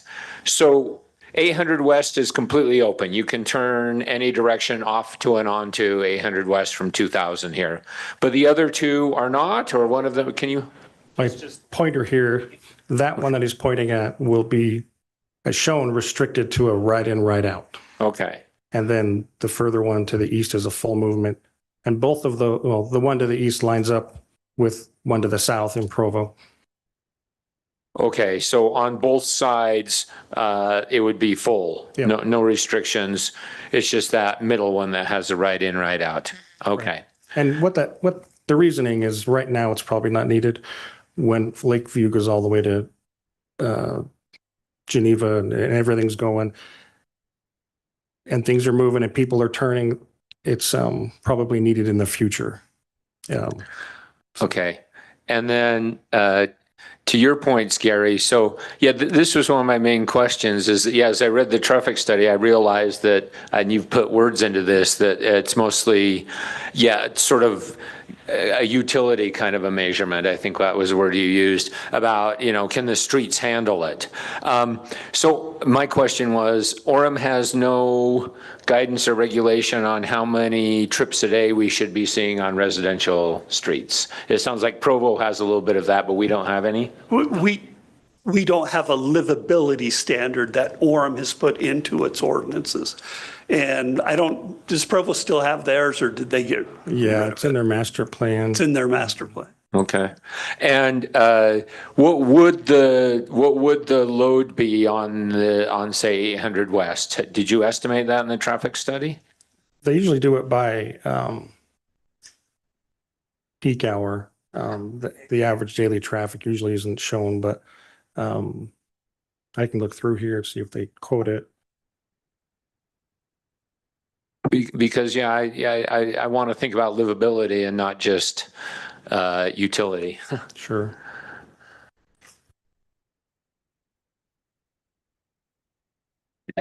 And I guess, yeah. So what? Yeah, It is in the study. It did say on there, one of the diagrams that shows the AM PM. yeah, it shows AM/PM. So what they have is figure 6, 2032. So they're assuming 5 years into the future, everything, 5 years, 7 years. By 2032, everything will be built and filled up. And so what they have is about,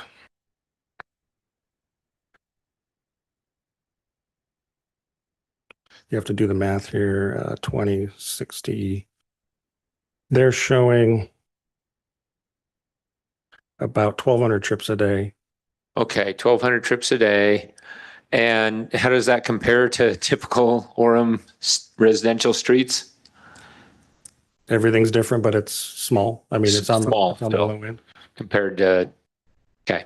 I mean, we typically don't count residential streets unless there's like a speeding complaint. We're counting 12th South, 4th South, 4th West, 4th East. I mean, we're always looking at larger roads. When we count a neighborhood, it's usually, someone speeding on my road, how many people are going down it.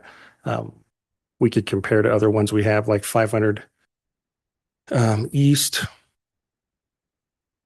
500 West, 500 East by the mall. We did some traffic calming and things there, so we have counts. But Okay. there's not a standard that we have that says that's too much. Okay. I mean, eventually the level of service grade becomes an F, but by that time, you're talking signals, turn pockets, a lot more infrastructure, roundabouts, stuff like that. But we're nowhere near that. Okay. Thank you. I was just I have our subdivision that I live in it's called the Farms.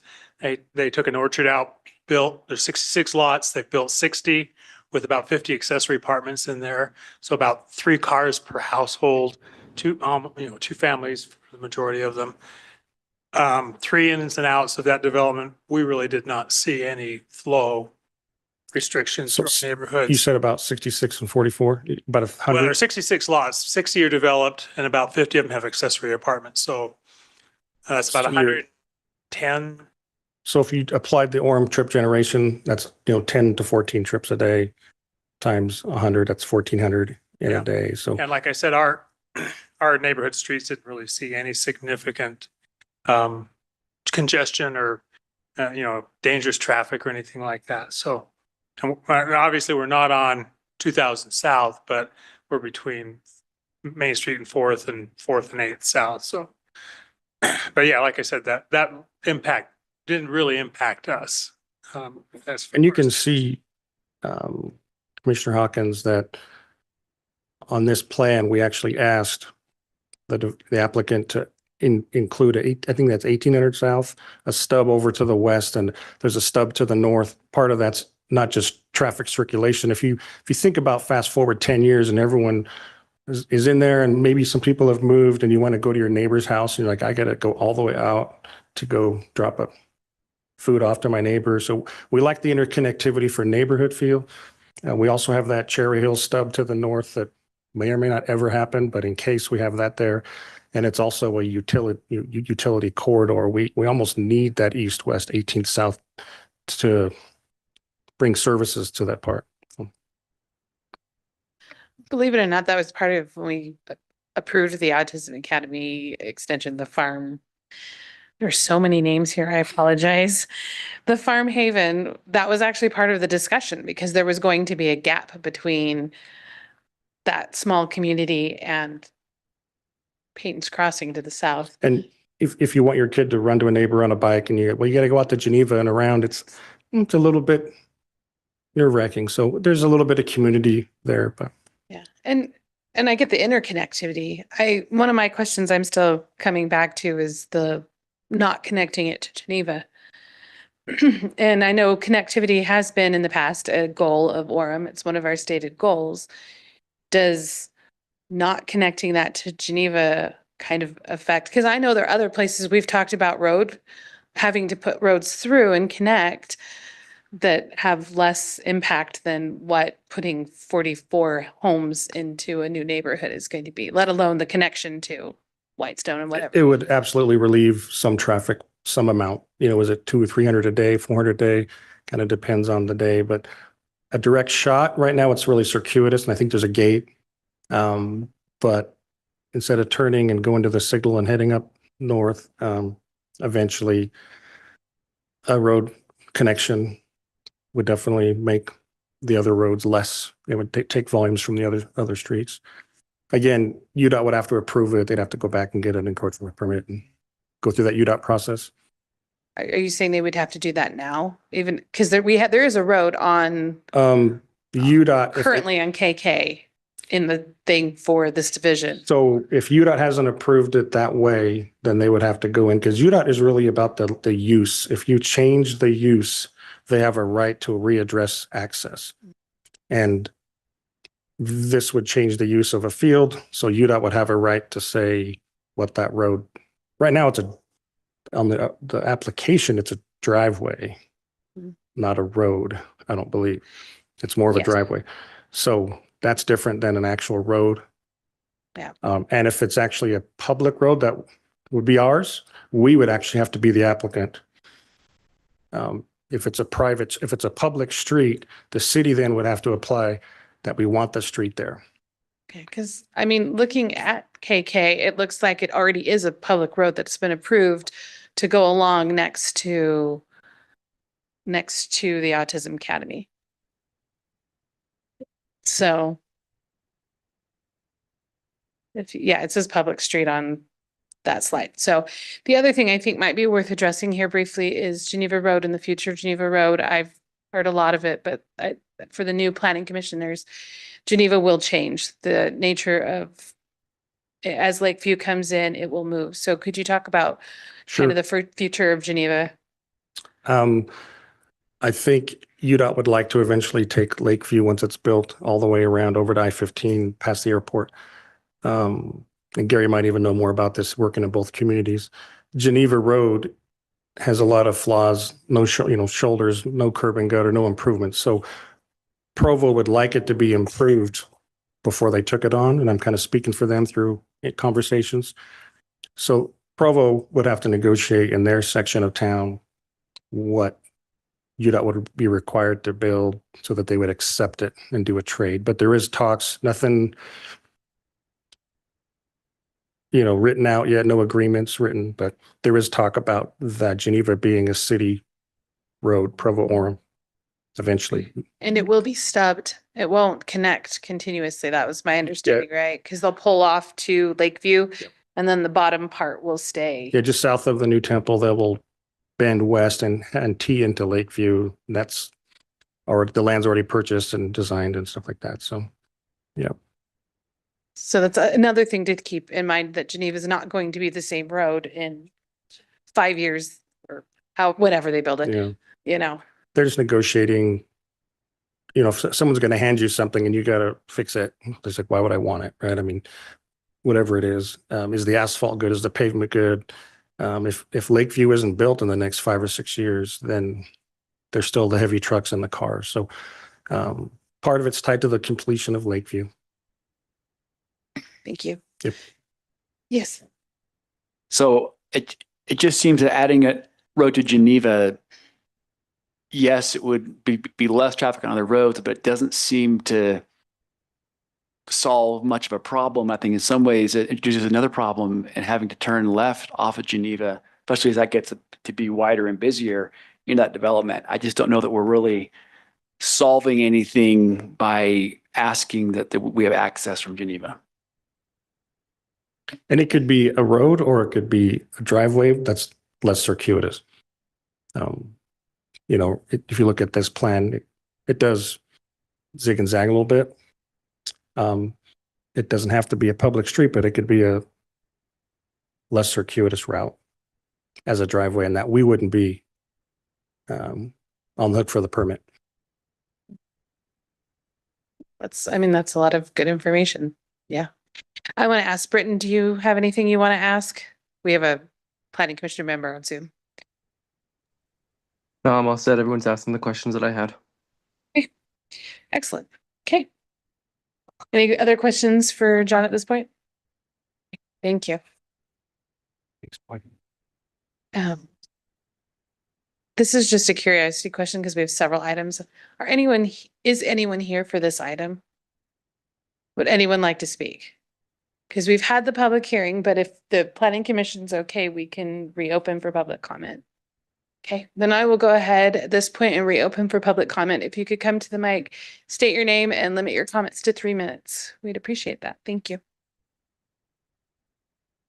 My name is Pamela Moose, and I live on 800 West right there in Payne's Crossing. And so as this conversation has evolved from the last time we met, I am still now starting to wonder, because Geneva Road is going to be stopped, it will not be busy in front of the Autism Academy like it is now. So I don't understand why this new neighborhood will get preferential treatment to not have an access road to it, but have it go in front of on 800 North. So just kind of an open-ended question, and then that's if my understanding is correct, that the Geneva Road that will not be busy in 5 years when that construction is done. So it wouldn't be a big deal to be turning left there any more than it is already to turn left on 2000. So is there preferential treatment? I understand that the autism, but fair housing laws mean not only autism people will likely be living there and in the future. So is there really a fairness to say this neighborhood has to have access to a major road, this neighborhood has to have access to a major road, but this neighborhood doesn't? Just more thoughts, not a solution. Just, okay, thank you. Thank you.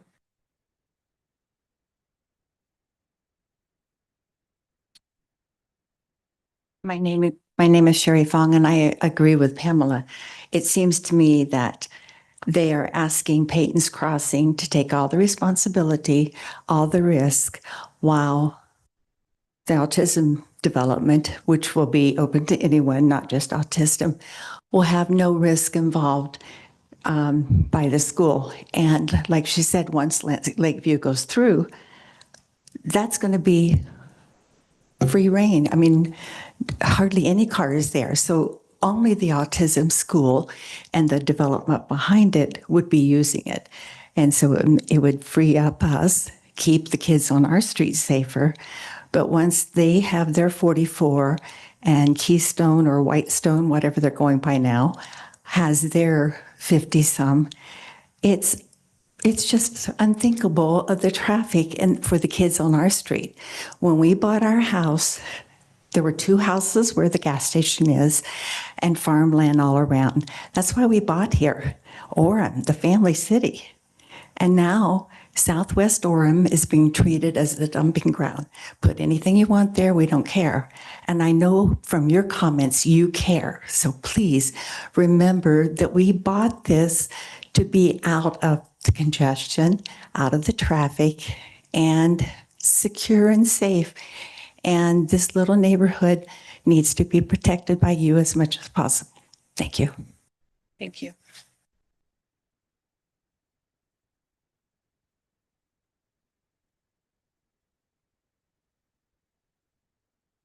Hi, thank you for your time. My name is Ryan McDougall. I live on 800 as well, just a few homes down from the stub where it ends. And I want to begin by saying I obviously, would prefer nothing to go in there, but I'm not anti-development. I'm not anti-progress. I know that, that was stubbed there for a reason, and I understand, why. I believe in property rights. I think people should be able to develop their ground, and I say let's do it. Let's build. The concerns that I have are with how this proposal is designed and the impacts it will create. So the proposal introduces an inverted density pattern, placing the highest density housing at the furthest point from arterial access and directly behind an existing low density neighborhood. That runs counter to standard planning principles.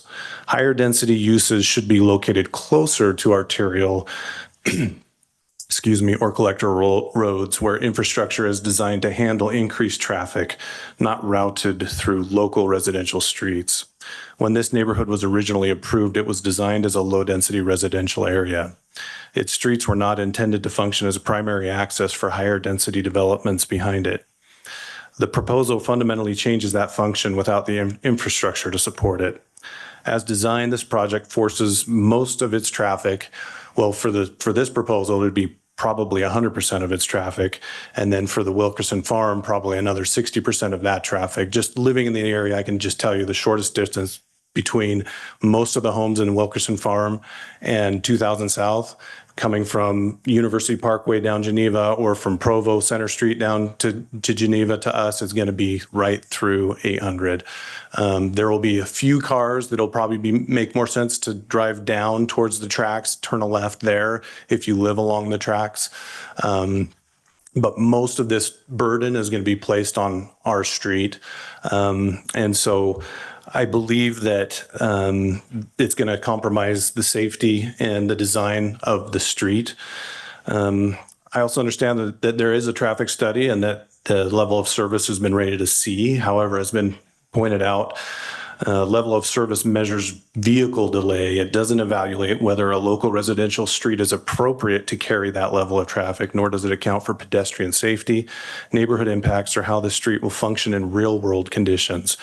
And I believe that people are trying to get it right as far as the traffic, but I think it might be a little bit underestimated how much traffic is actually going to be forced onto us. If you really look at how the shortest route between us or our 2000 South and a lot of those homes, it's going to be right through us. And I don't think it's fair to put all that burden on us. So I would ask that there's a lot of ways to do this, to design it better. I don't think we should not put anything there. I'm pro development. Let's develop it, but let's look at this better. Let's take another crack at it and see if we can design it better, because I don't think it's good the way it is. Thank you.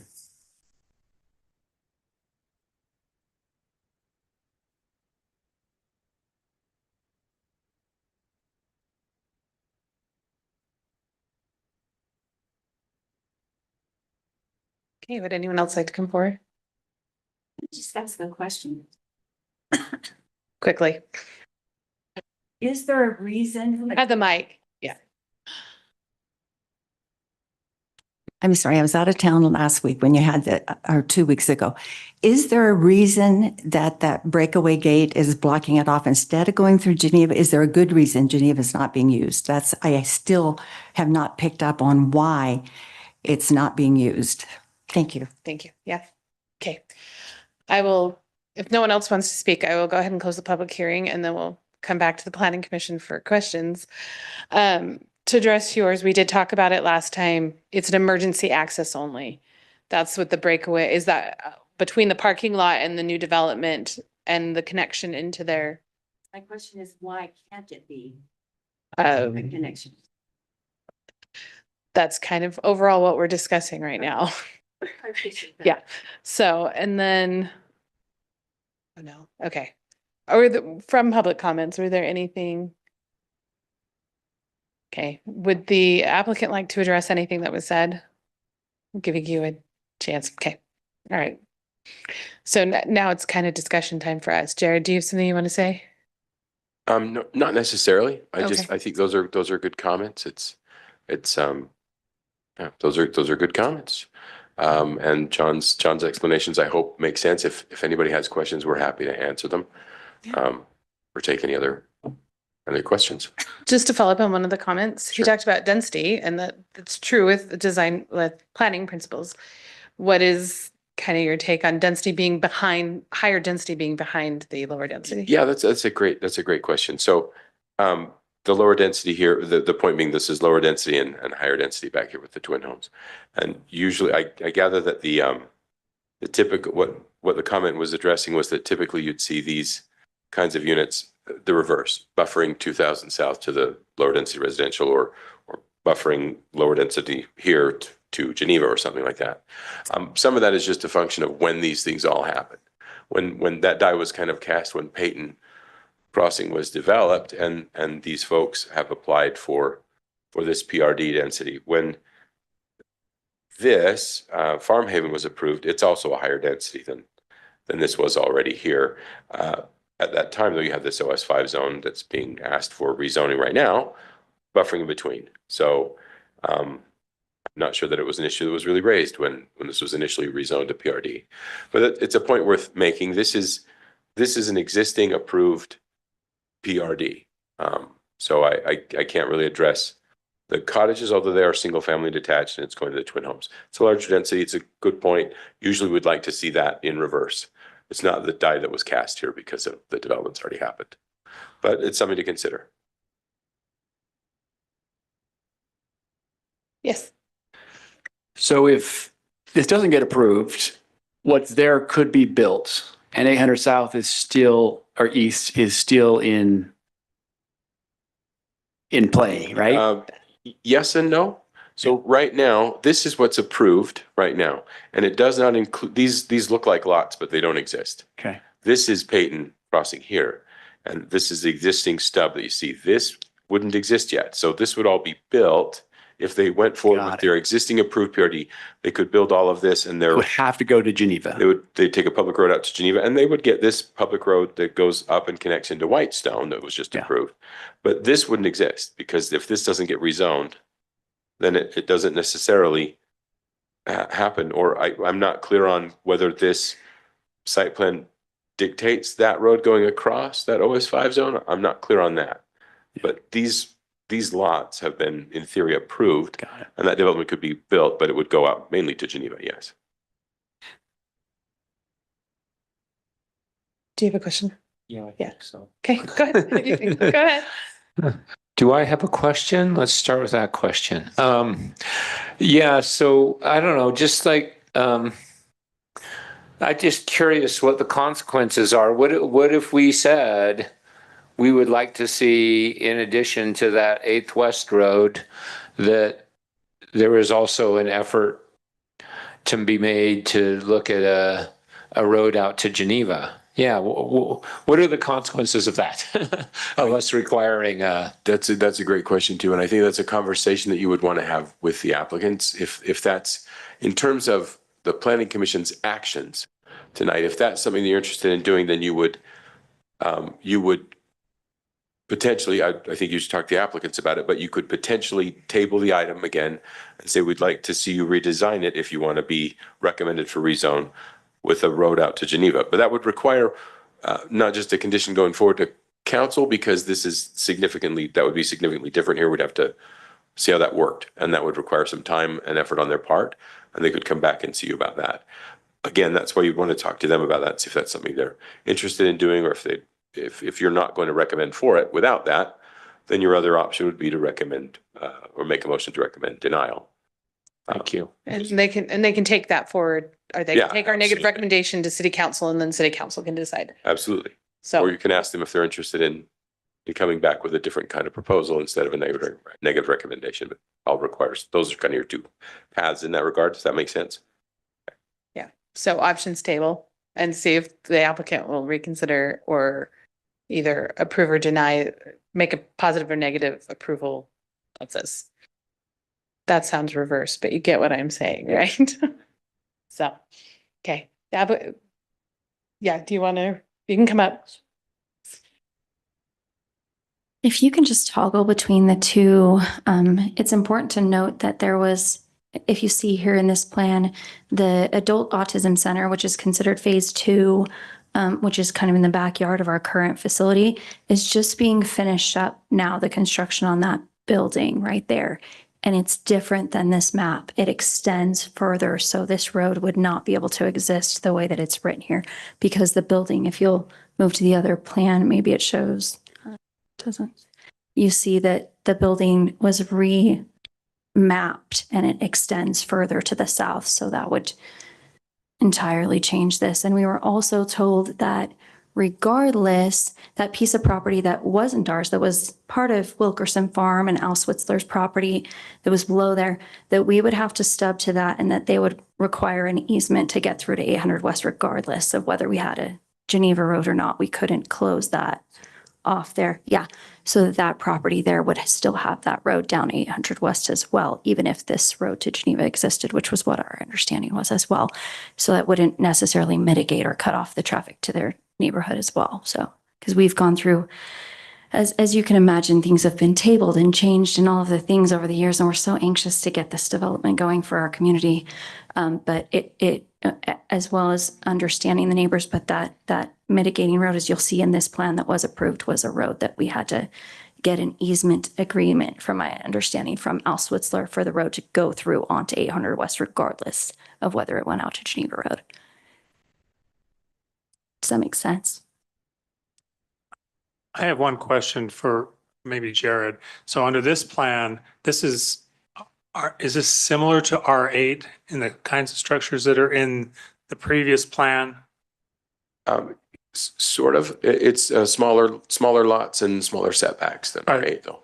But are accessory apartments available to these structures? I'm sorry, I don't know if that was anticipated in the PRD zone, if Farm Haven allows for that or not. If it doesn't specifically not allow for it, then it would probably be possible. So you could have actually twice as many families in this area with this plan.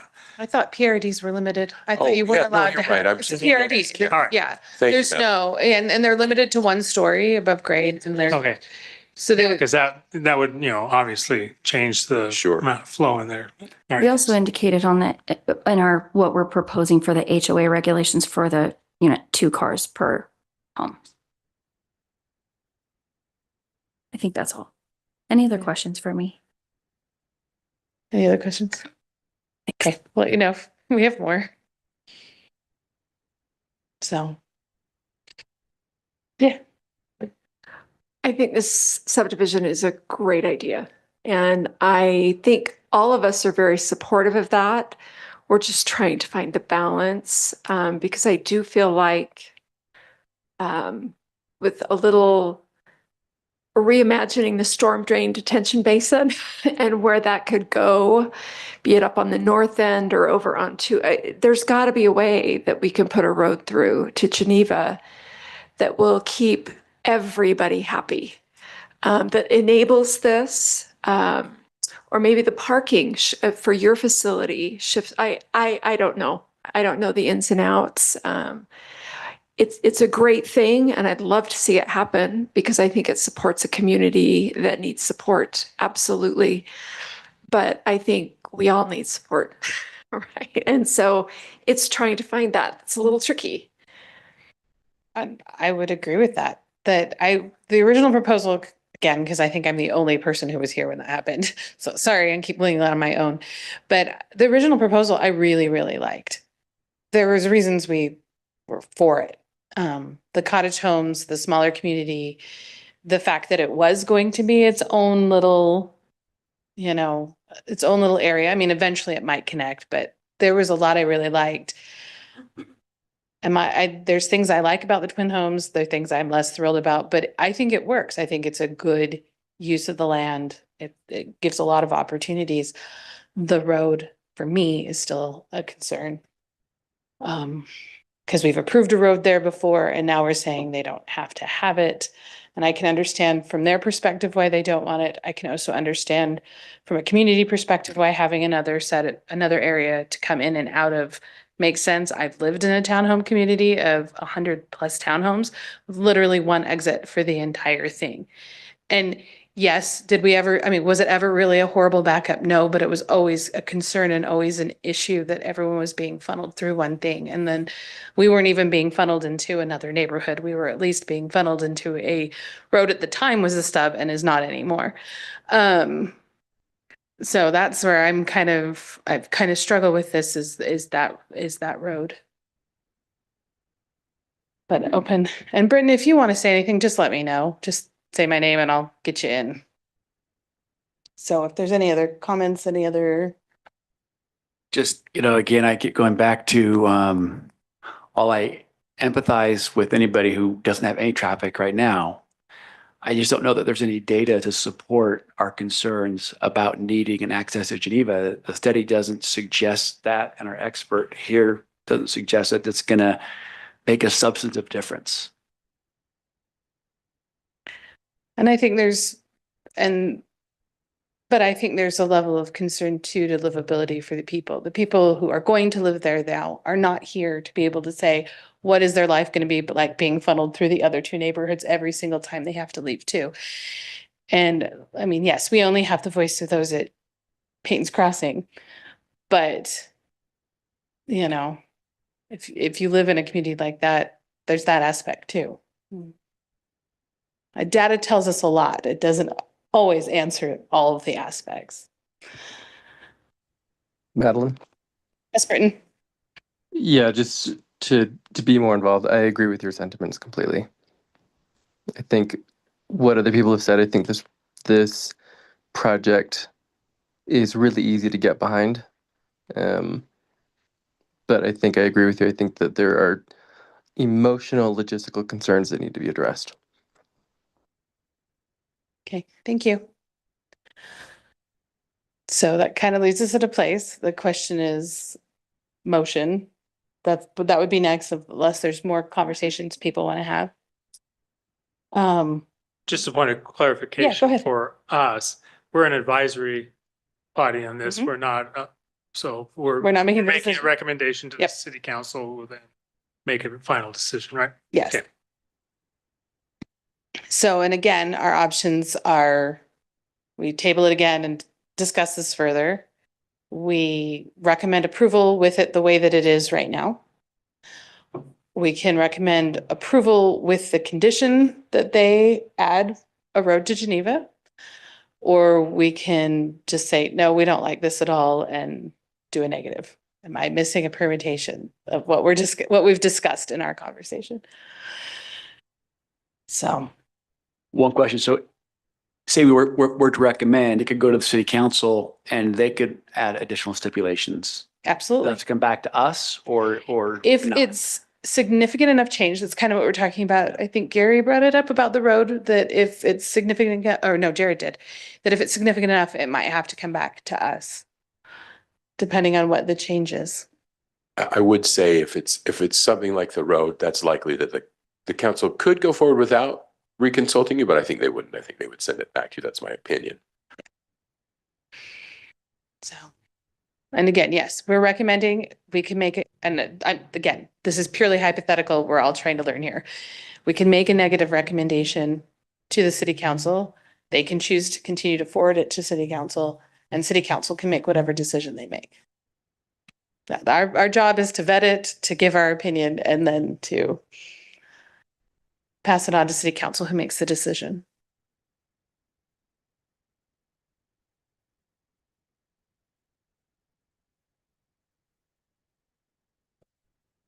Who's going to be brave? It's gonna be brave.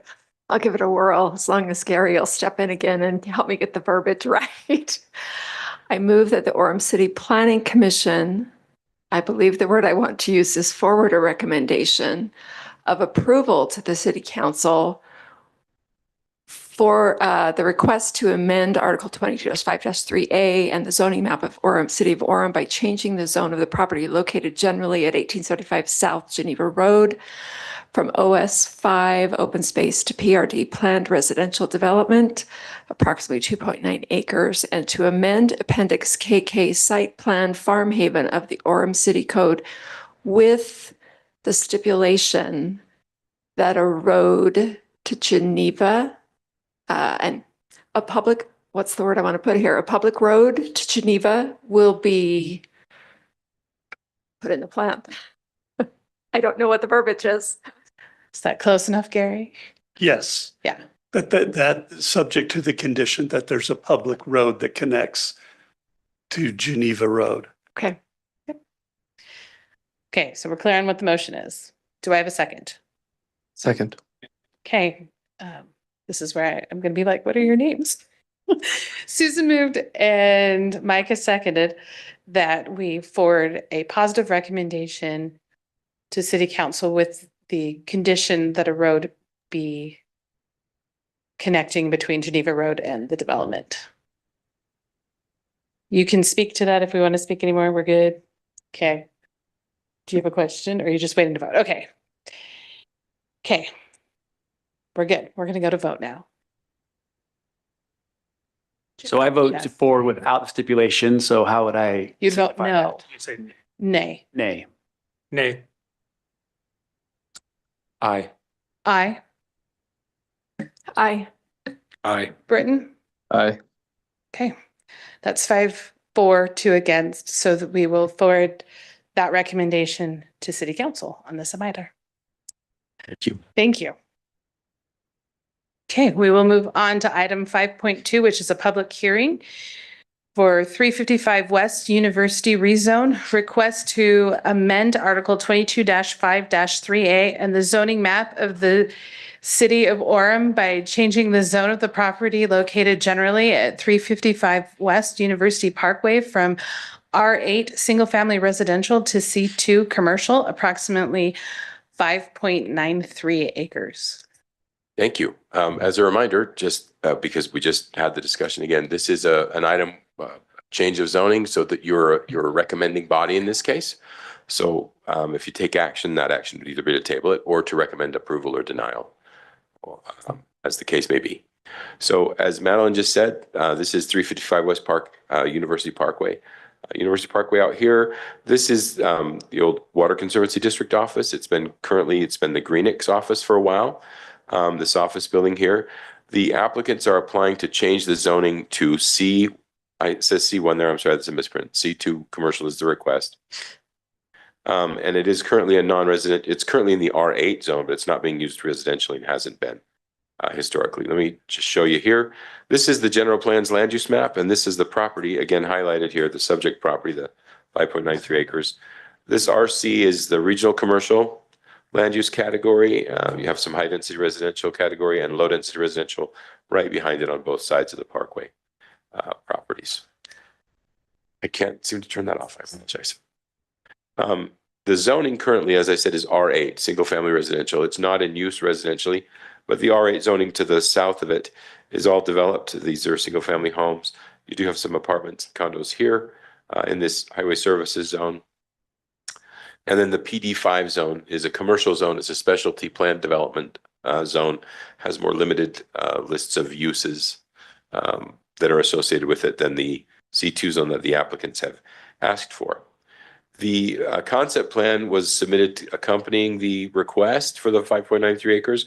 They would keep the existing office building, make some additional parking, some changes there in this area, and add 3 more buildings, about 12,200 additional square feet in this concept.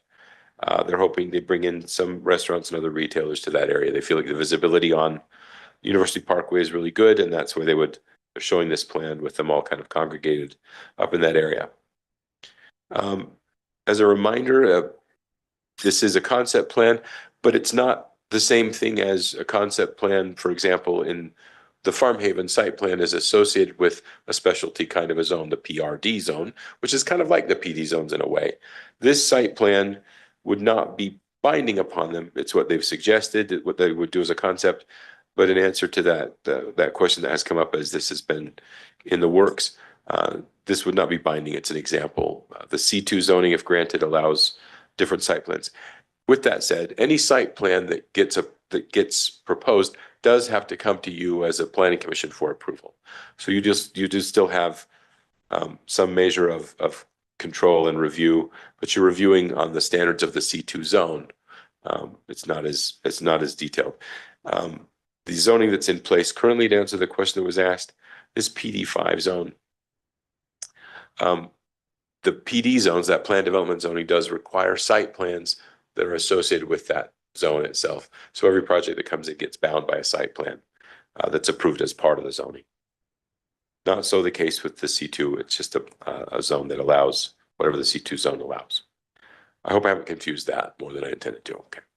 So that's the concept that they proposed. They have asked for the C2 zone, and these are the elevations that they're hoping to do the buildings there, those outbuilding pads. Well, at least one of them would have a drive-through for a restaurant tour.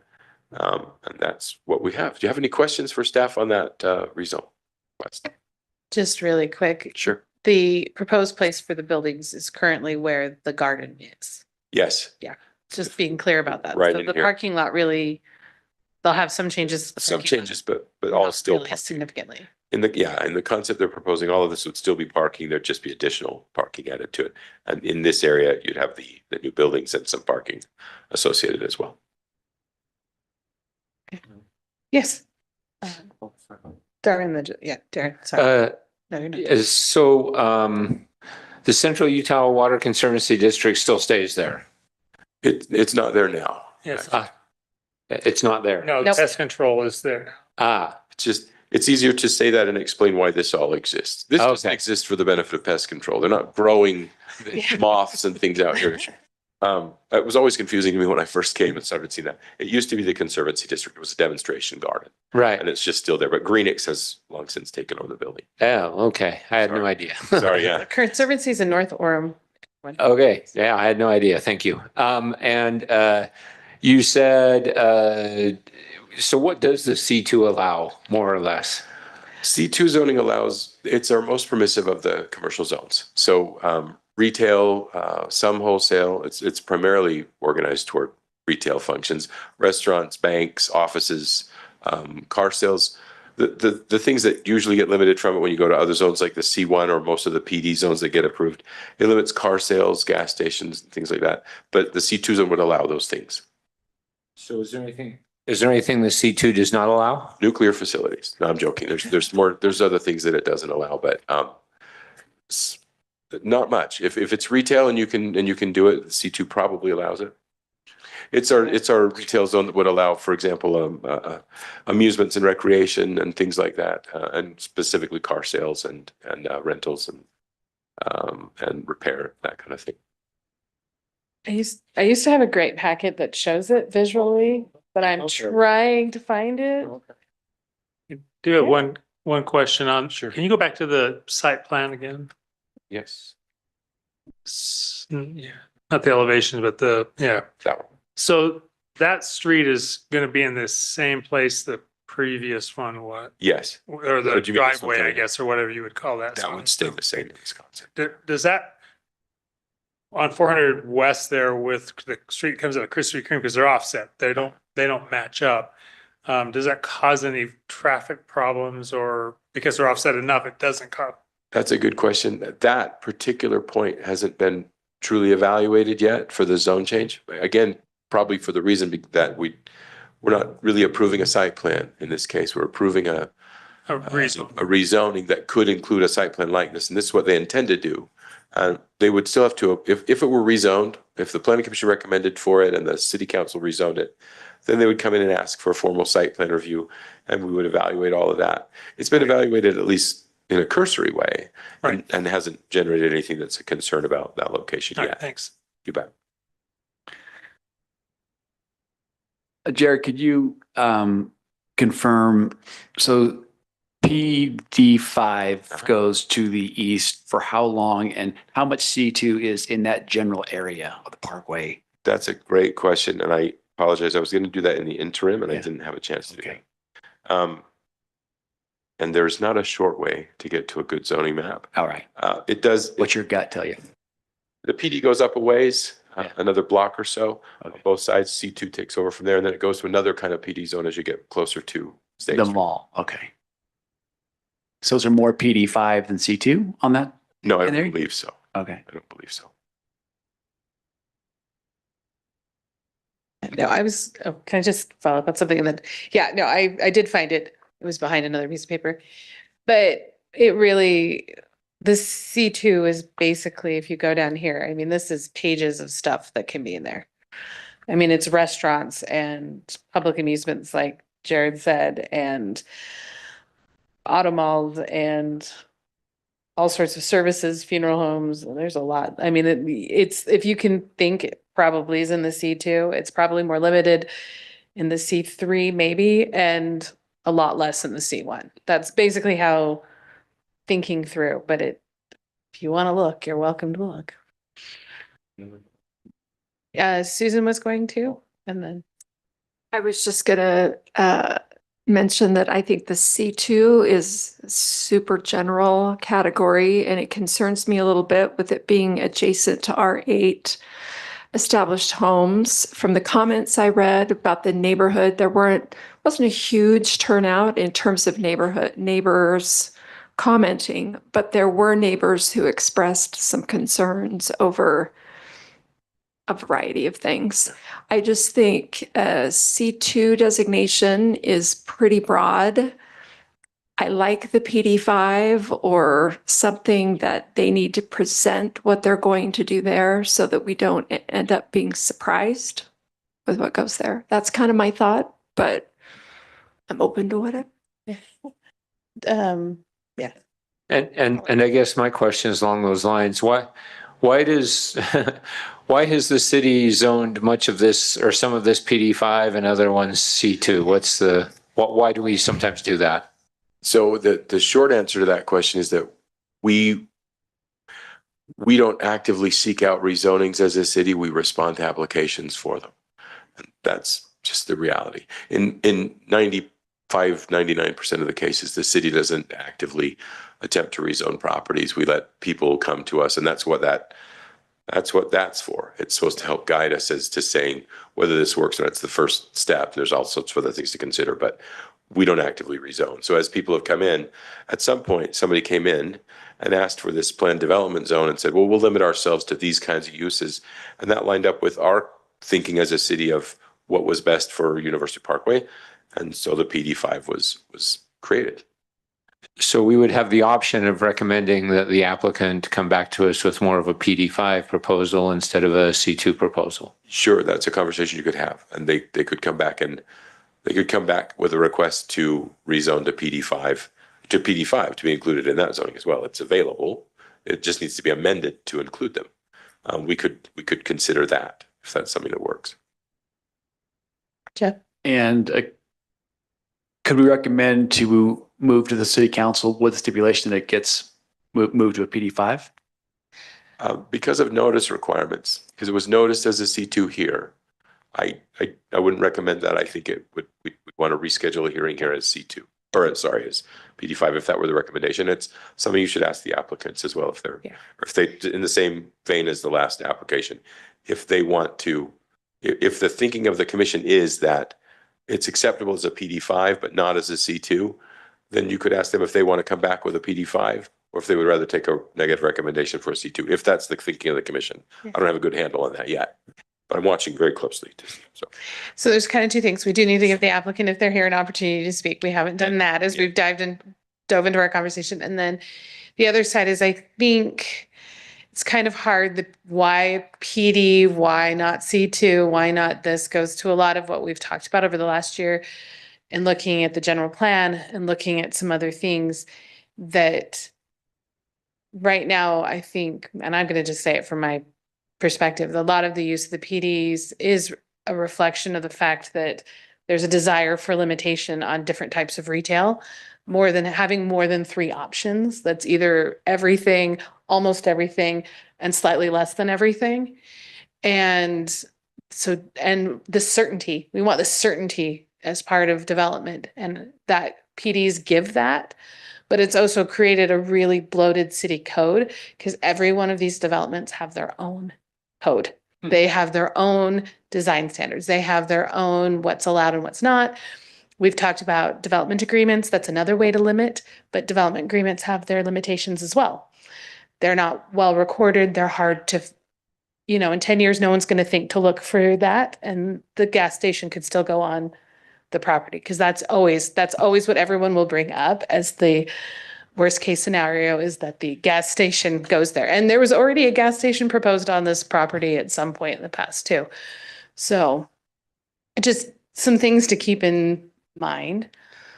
Jared, would you like to? Just as a reminder, it is the yeah. public hearing part, right? Well, I'm gonna get to the applicant first. Right. One of the three people sitting here, I know who one of them is, so the other two, is the applicant here?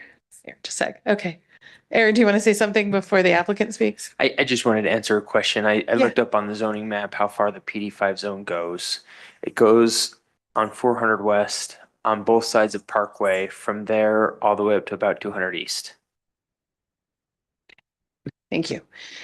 The applicant, you come forward, please. Thank you. Thanks for having me. My name is McKenna Christensen. I'm the applicant with Cole West. We are the property owner. Just a couple questions I wanted to answer from our perspective, specifically relating to why we applied for the C2 rather than the PD5.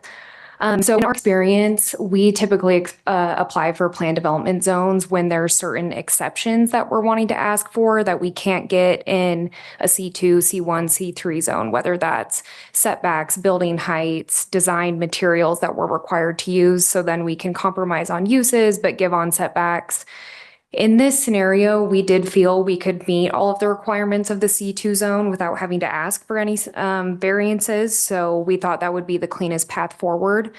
That being said, I did host a neighborhood meeting. I got to speak to a lot of the neighbors that do share property lines with our property.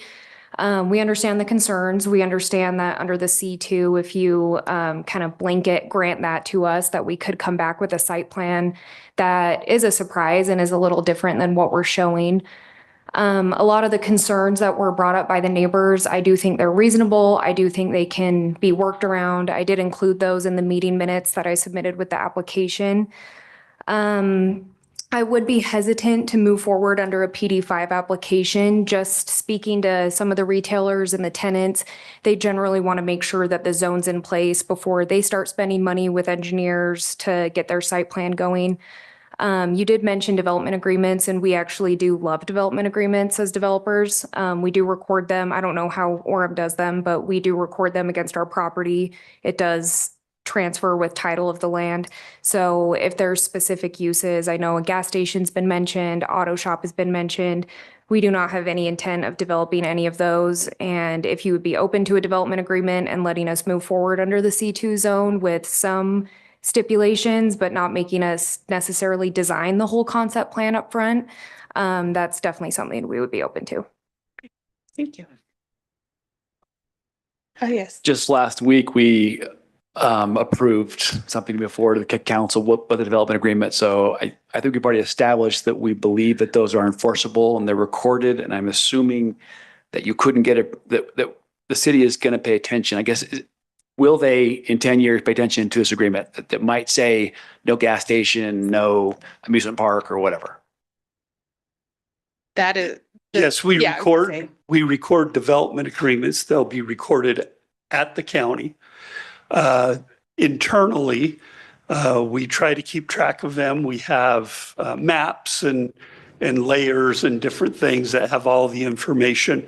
The more information we have to look up, the harder it is, and to prevent a mistake. You know, the simplest thing is just one commercial zone. And then everybody on staff knows what it is. Then you have two commercial zones, and setbacks and heights and things are different. But we do development agreements. We do record them, and we do keep track of them. It's the only hesitation is as things get more complicated, it's easier for a staff person to make a mistake. Question for the applicant. I'm sorry. Yeah. Oh, no, I was gonna say, I wasn't trying to imply that we don't have them. I'm just trying to lay out, because again, we're all pretty new, the pros and cons of how they work.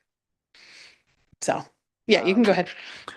So tell me why applying for a PD5 would be a burden to Cole West.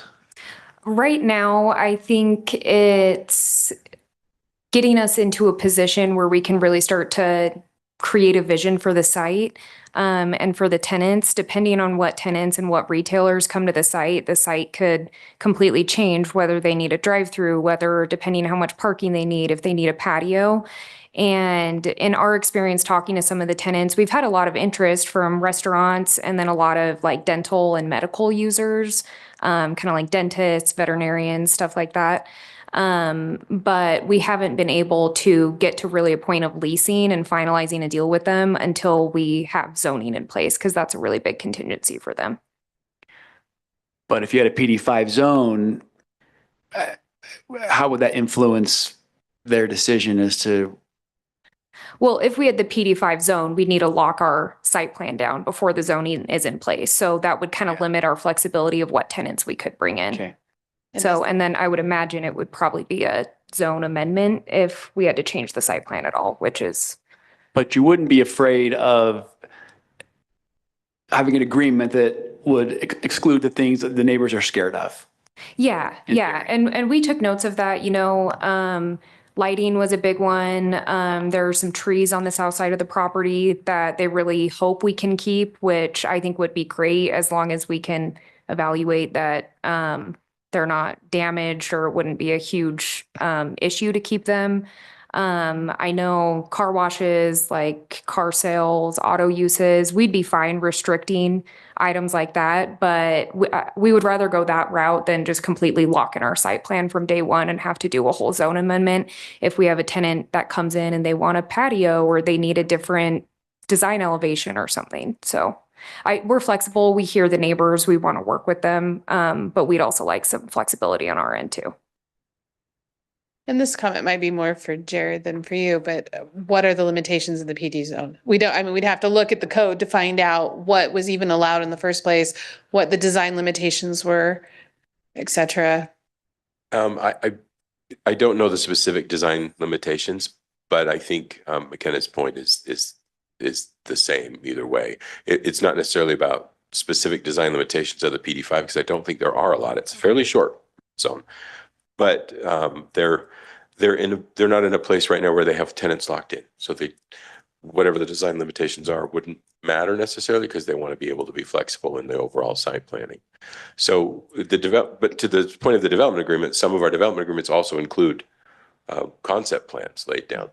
We could have an overall concept plan and have to try to write around that or work through that issue too, or it would just be a development agreement that laid out big issues like trying to keep the trees on the south, keeping the development of buildings toward University Parkway as opposed to the other direction to the south, and limiting the uses. That would be probably the limits of the development agreement. I was gonna say, well, the PD5 too, is it wide open on what can be developed there too? Or No, it's got there's more limited limitations. uses, but it also requires, because it's a PD zone, it requires that locked site plan. Any other questions for the applicant right at this time? Okay, thank you. Well, this is a public hearing, so we will go ahead and open the public hearing at this point. If anyone wants to come forward. And we'll close the public hearing because there's virtually nobody here. This happens more than I would like it. I'd like to hear from the public too. So we invite the public to come to our meetings and speak when they can. So with that, we can go to discussion with the Planning Commission. Jeff? Sorry, I keep talking. Next door is a car lot, and I would be curious if we have a list of the things from the neighbors that they really object to. Do we know what that is right now, other than? Turn your mic. It was garbage, lighting, like. What does that really mean? From parking lights. So if you have parking So lights, don't put parking lights in there. like, they just want it to not shine in their backyard or in their kitchen window or whatever. Yeah. They wanted, and they didn't want smells, they didn't want sound. It was kind of those light sounds and smells. They don't want to see it, hear it, or smell it. Yeah. Okay. is kind of, so, you know, dumpster. But okay with like- restaurants, okay with, I mean, And they'll be on smells the- come from yeah, and restaurants they'll too. be but on yeah. the far side, right? Yeah. They're on the, Yeah. according to The proposal. idea. The idea of what's going in, it'll all be on the road side, not on the south side. There's like 300 feet, did it say, I think, was in the notes. It is a long ways. Yeah, it's a long ways between the buildings and There would be the, that much buffer between buildings Mhm. and the and the and the homes. neighbors. It's all parking. Yeah. Just to confirm, that's the current design. There's no, Yeah, they're not. Correct. No, Sorry. from the retailer's perspective, the desirable space, if I have some, I want You people want to it. see me, I'm gonna want them out there. got it. Yeah. Right. Micah, did you want to say something? Hence my attempt to keep it here. I was just gonna say that, you know, the lighting issues can be taken care of with, I mean, there's plenty of different options as far as the exterior lighting to make sure that we don't have, you know, extra light going into neighbors' houses. So that's really not a big concern of mine as long as we control it the way the neighbors want it to be controlled. So there's no bleed out or anything like that. You know, my main thing that I'm looking at is as long as we constrain whatever businesses that are going to be there, you know, on the street side and not on the, you know, not coming in the area close to the neighbors. I'm okay with that. It's just coming up with something that's agreeable to everybody. Thank you. Anyone else wanted to jump in at this point? Okay. Yeah, go ahead. So again, if we do the C2, what is our ability to constrain lights, sounds and smells later? It's a good question. So if you change the zoning, this is your legislative function right now, right? You're making a recommendation one way or the other to the city council, whether that involves a development agreement or not. But eventually, this would have to come, before they can build a restaurant there or whatever they want to build there, they've got to come back to this body with a site plan application that will be tied down. And then once that's approved, then that's tied down. What Coal West is not prepared to do right now, according to McKenna, is tie themselves down to a certain site plan because they're still shopping some users.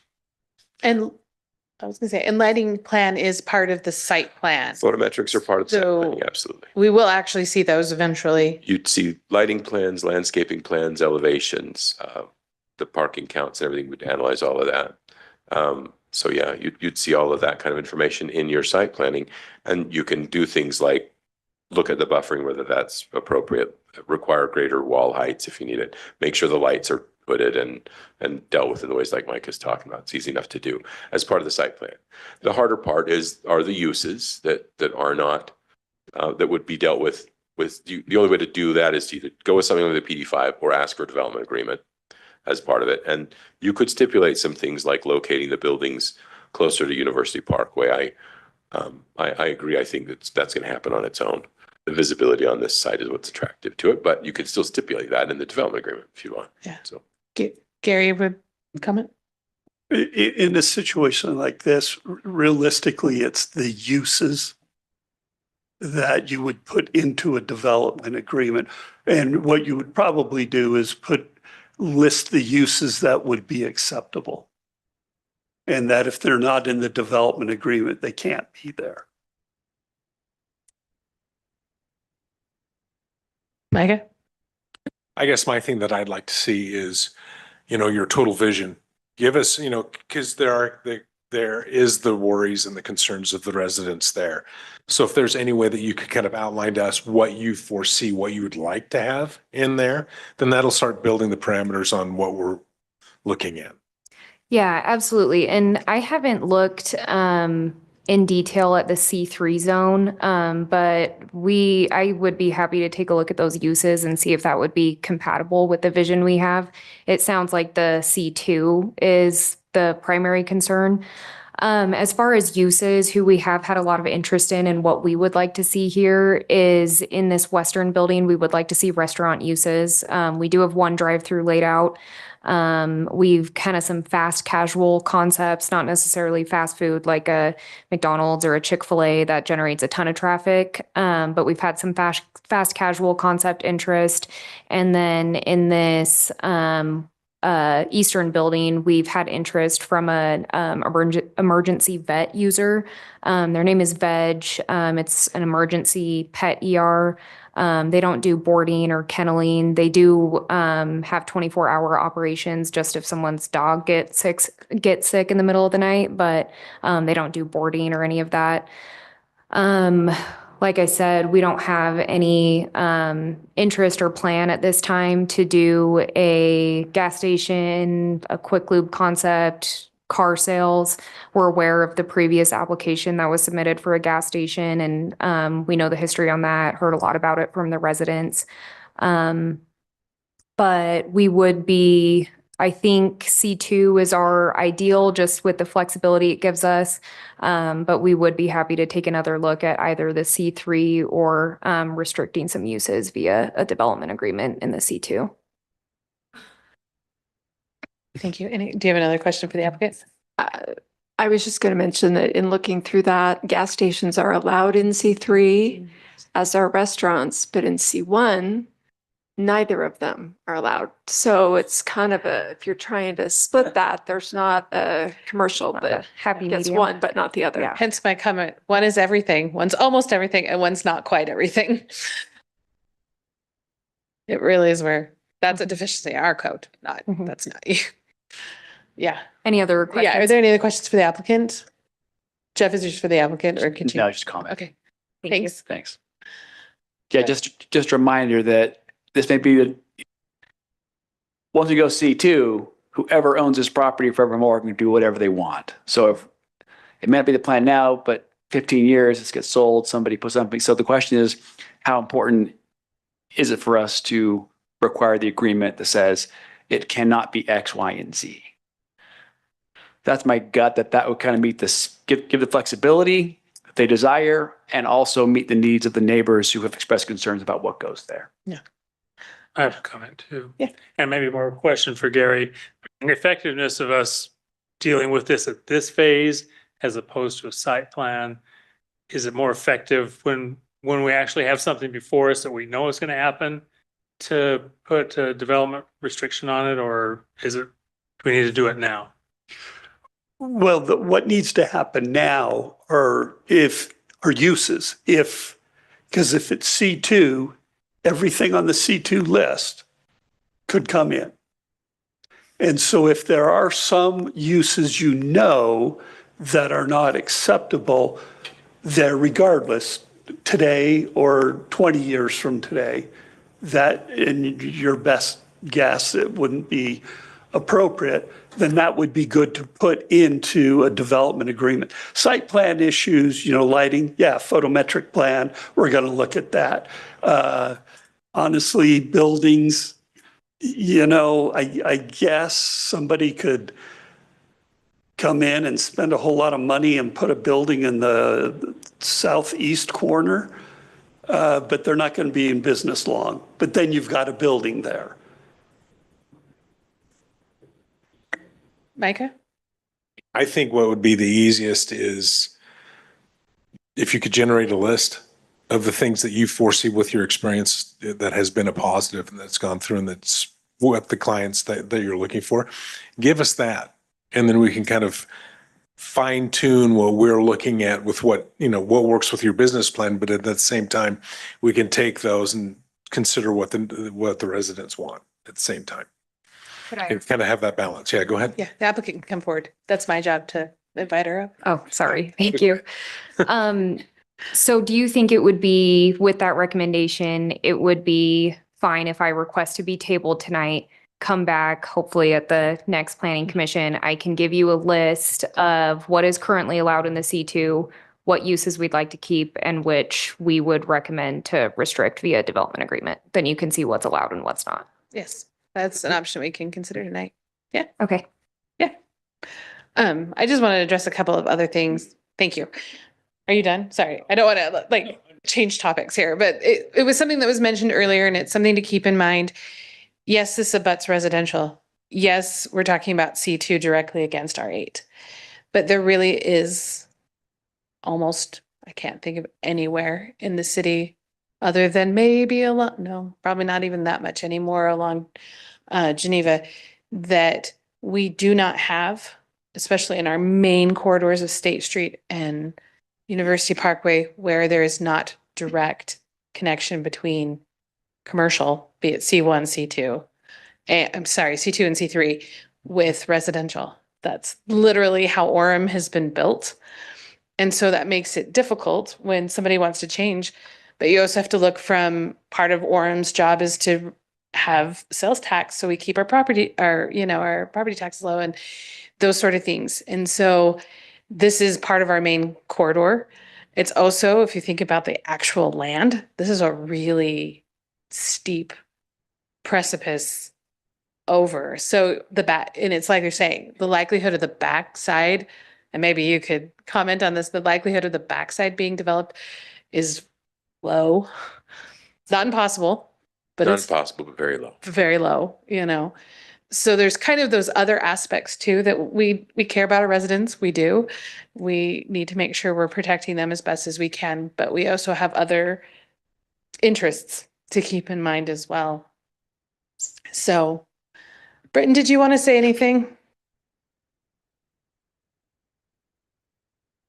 If he's still there. Yeah, I'm still here. Sorry. Yeah, no, I again, everyone is expressing all the same concerns I have. I mean, if it's right on university, it makes sense to be, to be commercial. It's silly that it's not right now, but yeah, I'm not sure where I feel about the kind of easing it from city to neighborhood, or if it's that hard line that's maintained up to this point. I think is pretty reasonable, but the development agreement, I think, would be fine. So, is that something we would do? We would just forward now, or is that something we would table and then establish those development agreement terms?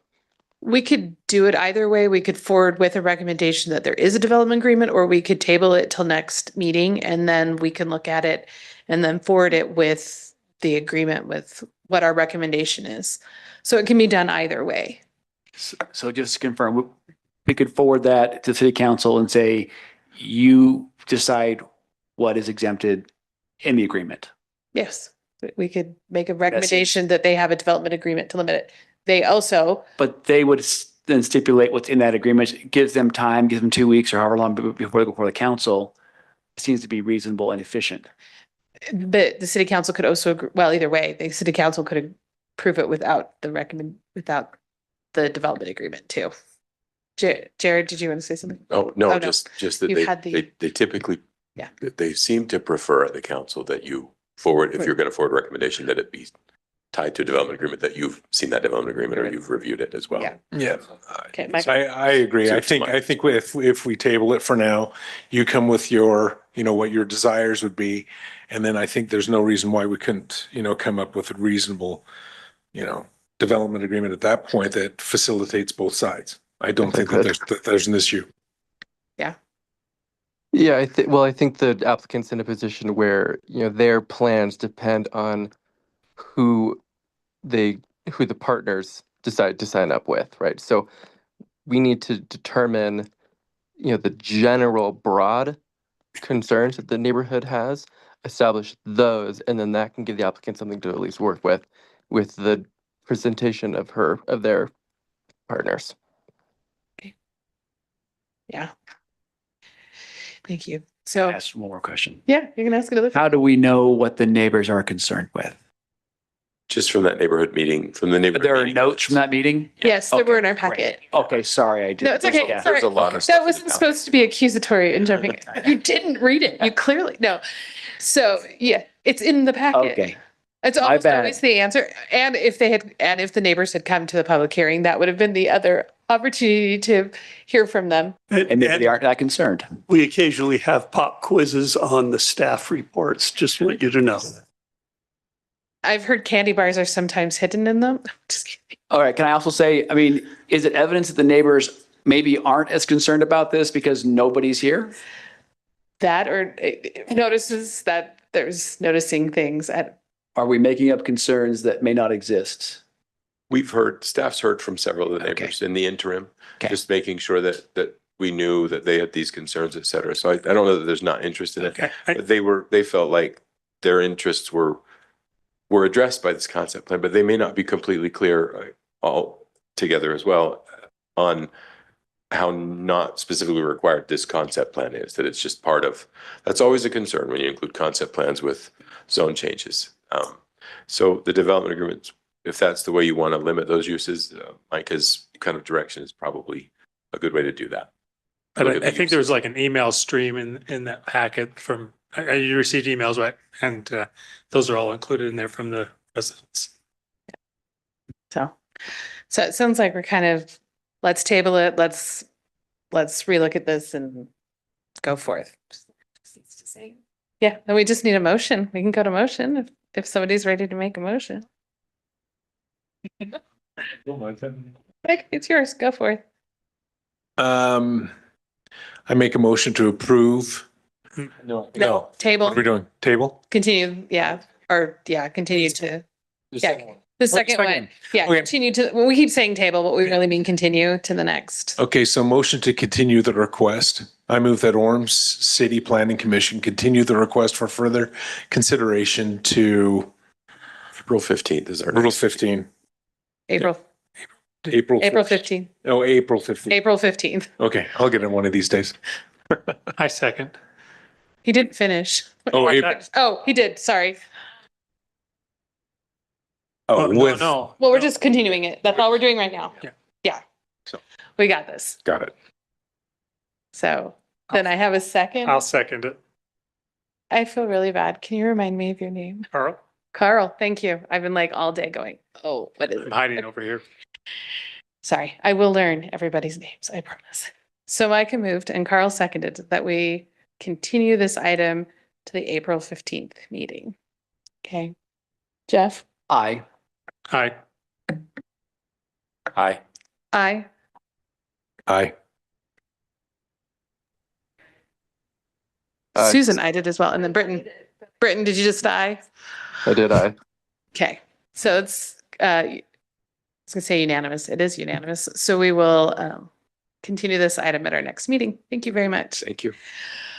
All right, item 5.3, which is also a public hearing. It's the primary building height and residential zone text amendment.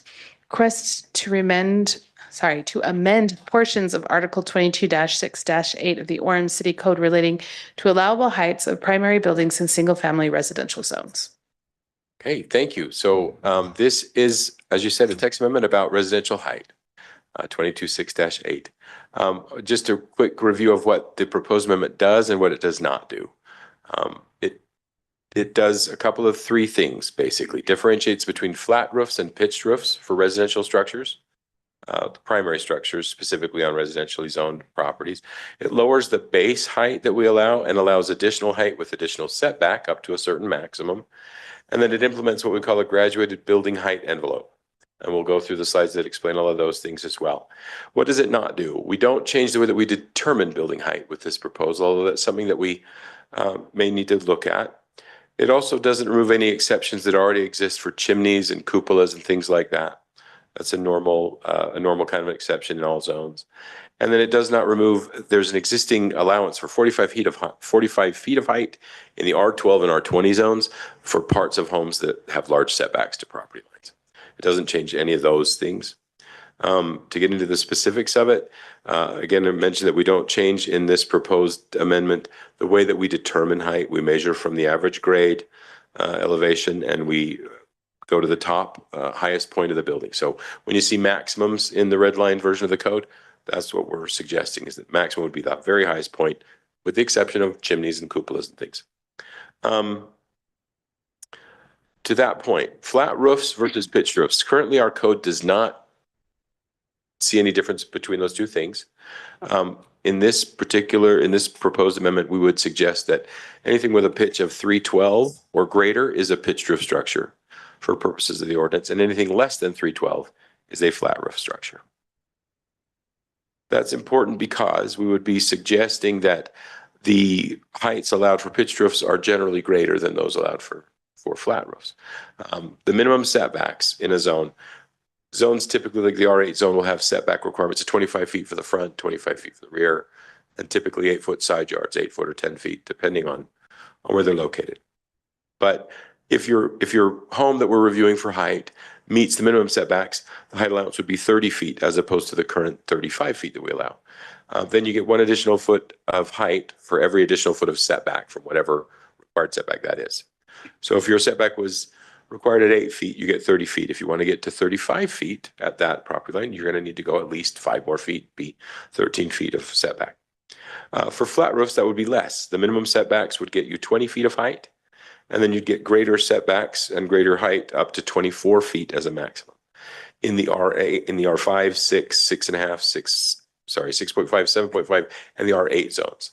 By far the most common of those zones is the R8 and the R6, or 6.5. They have the same setbacks, and to a large degree, and they would receive the same height allowances. The R12 and R20 are larger zones, 12,000 square feet and 20,000 square foot lots required. Pitched roofs, for those at the minimum setback, we would allow at 35 feet. That already has, as we mentioned in that previous slide, an allowance for up to 45 feet for certain portions of the building. This is the specific of that. 20% of that total roof area can be up to 45 feet as long as it's 50 feet from property lines. That's already on the books. We don't have complaints or issues with that we've ever seen that I could find. So we've left that intact. However, flat roofs have not been treated differently, and so we wrote new draft material for that. Minimum setback homes in the R12 and R20 zones would be allowed 24 feet of height for flat roof structures, and every additional foot of setback gets you 1 additional foot of height up to 28 feet total. With that same exception written in, 20% of the total area if you're 50 feet from property lines, but only up to 32 feet in height, not the 45, because of the flat roof structure. Does that make sense so far? Okay. The third part of the proposed amendment that we're bringing to you tonight is the graduated building height envelope. And the language is that's listed there. The height of all principal dwellings in single-family residential zones is subject to limitation by the graduated height envelope created by starting at a point on the property line 8 feet above the ground and then sloping a line at a 45-degree angle toward the center of the lot. The entire building must fit under this envelope with following exceptions. And this will all make more sense in the next slides that show you the pictures. Dormers and gables get exceptions from that to certain standards. And we'll go through those now, if that's all right. So this is a depiction of the envelope. Matt did this for us in our office. This is showing the property line and that point 8 feet above where we would draw an imaginary line, and from that line, draw a sloping 45-degree angle plane. And everything fits underneath that except for those items, dormers and gables. This is a gable end that would be allowed to protrude from that envelope, if you want to imagine it that way. Stick out. I was looking for a fancy word for that. It gets to stick above that envelope, but only at a certain level. So 1.75 times the height at which it intersects the envelope. Sounds more complicated than it is. If it intersects the envelope that we've drawn at 10 feet up, then this top of this gable can't be more than 17.5 feet to the very top. Now, in no case, in the language that we've drafted, in no case does that 1.75 times get to exceed the height that it's otherwise allowed, 30 feet or 35 feet, depending on that setback again. The same thing goes for dormers, except that it's a little more simple. Dormers can protrude and, dormers can break that envelope, but they never get to exceed the ridge line of the roof on which they're located. And then we have some rules about how many there can be, how many in a row, how far apart they need to be, so that, again, the point of all of this is to break up that mass on those higher portions of these homes. The reason for that, this is another version of that diagram. It shows you that 45-degree angle, the projecting gable, et cetera, that 8-foot property line change. I wanted to put it right here and superimpose it with this home. This is a home in Orem. It meets the setbacks and requirements for height. But you can see kind of the issue that we have with infill residential development. That's the purpose of this proposed amendment, is to try to address that kind of structure sort of looming above that property line. At the minimum setbacks, at greater setbacks, it's not a big deal, or not as big a deal, perhaps. But that flat roof creates that mass on that second floor. Under the regulations that we're proposing, that would be allowed to be about that tall, 20 feet at that property line. And they'd have to set back further to get up to 24. And that would be the maximum in this case. It would also have to meet these guidelines for that graduated height envelope. So in some cases, it may not be possible to do a flat roof if you're too close to it, if you don't have the space to get a little further from a property line and fit that flat roof underneath that envelope. I hope that makes sense. Is that clear? Can I ask one question about the envelope before we move Sure. off of it? Is the meeting point 35 feet? Is No. that, or it's just literally It's just 45 and then it's 45 within that? Okay. I And just 35 wanted is to- still your maximum. no matter what. If the planes intersected at 1,000 feet above it, it wouldn't matter. 35 is still the maximum, period. I just wanted that for clarification. No. Right. So 35 feet, well, 35 feet may or may not be at that intersection, depending. Can you turn your mic on? Oh, yeah. Sorry.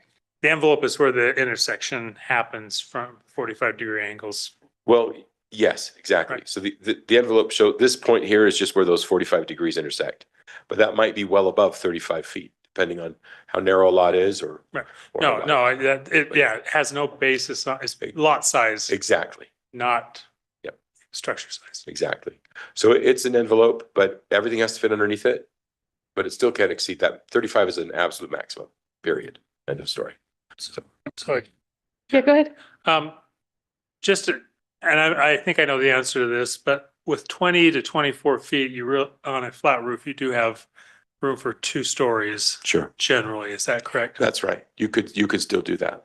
You could still have 2 stories. We shied away in this proposed draft from limiting stories as opposed to the heights and stuck to we're trying to address the effects on neighboring lots and properties as opposed to trying to do that without limiting floor plan choices and things like that. Susan? On the flat roof, Mhm. 24 feet, and you said it doesn't, how about fencing for like a patio up on the ceiling? Are That's there restrictions on that? There's a house in Provo I drive by that is, Fencing on a flat roof would be considered a parapet. Parapets are usually allowed to exceed heights, except when they're intended for occupancy. So if the parapet is the way that our code is written right now, if the intent of that kind of railing or parapet was to allow occupancy of that patio on the top deck, then it wouldn't be able to exceed. It would need Okay. it could be there. There's no prohibition on it, but it couldn't exceed the heights. Okay. To be them. Jeff? Sorry, Jared, just confirm. So occupancy means you can't actually sleep up. I mean, there's not a roof up there, People right? being up there. But you could go up there on your patio with your fence. That might How through? require a determination, like an administrative determination. Yeah. Mine would be that's occupancy. Okay. That's- Okay, so spending- you're using spending- the space. Okay, good. Yeah, I would consider exceptions for angsty teens hanging out on roofs, but they don't require parapets or railings. They just do what they're going to do. So that's my standard. Realize it's not quantifiable, but there it is. Yeah, we would consider that occupancy. We have in the past. If it's intended to allow people to spend time on the roof other than to maintain, or a true parapet is to screen materials. I've got like an AC unit that I kind of want to hide Exactly. and say, got it. Okay. Then you can exceed, but not for railings for rooftop decks. Sorry, Jared, for Sure. derailing your presentation. Oh, you're good. Continue. Oh, no, you're fine. Any other questions? Okay. I will go back to just one other point to make is that this proposed amendment would apply to new construction like this building here. This was a new home built on a lot in obviously an existing neighborhood with a significantly older home. But it would also apply to additions to residential structures. So an older home in a neighborhood, and this is the addition to that home. This is part of the same home. It's not a duplex, not a twin home. This is a single family home with a weird addition that maximizes the height. And a fence on the roof. Don't you, do you see it? Yeah. Weird view back there. So that's the You reason that got we've all brought the it in. views. Sorry, Jared. Oh, no, you're fine. As land gets more scarce and as people want to infill those lots, our code just has not addressed these issues, and many codes don't. So we're trying to stay ahead of that curve and address those kind of things. That's my presentation about the proposed amendment. We still need to address other things, but this is our attempt at addressing the building height as it's measured absolutely at any rate. We still need to address grading and things. I haven't been able to do that successfully yet, but we're still working on that. So we'll probably be back in the future with additional code changes regarding this kind of issue. Thank you. Did you have something from the work session that I cut you off on? I was asking Susan. Sorry, Micah. Go ahead.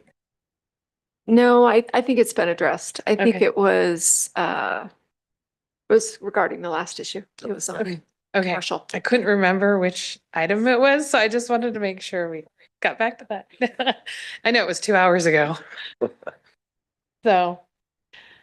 Right now, because the city's kind of the applicant to some extent. Yeah, For purposes of this. My division is the applicant. We actually filed we try to do all this kind of stuff exactly the way anybody would. I'm listed as the applicant. I had to sign things. I'm on the hook for this. So I will not call you back up. That's okay.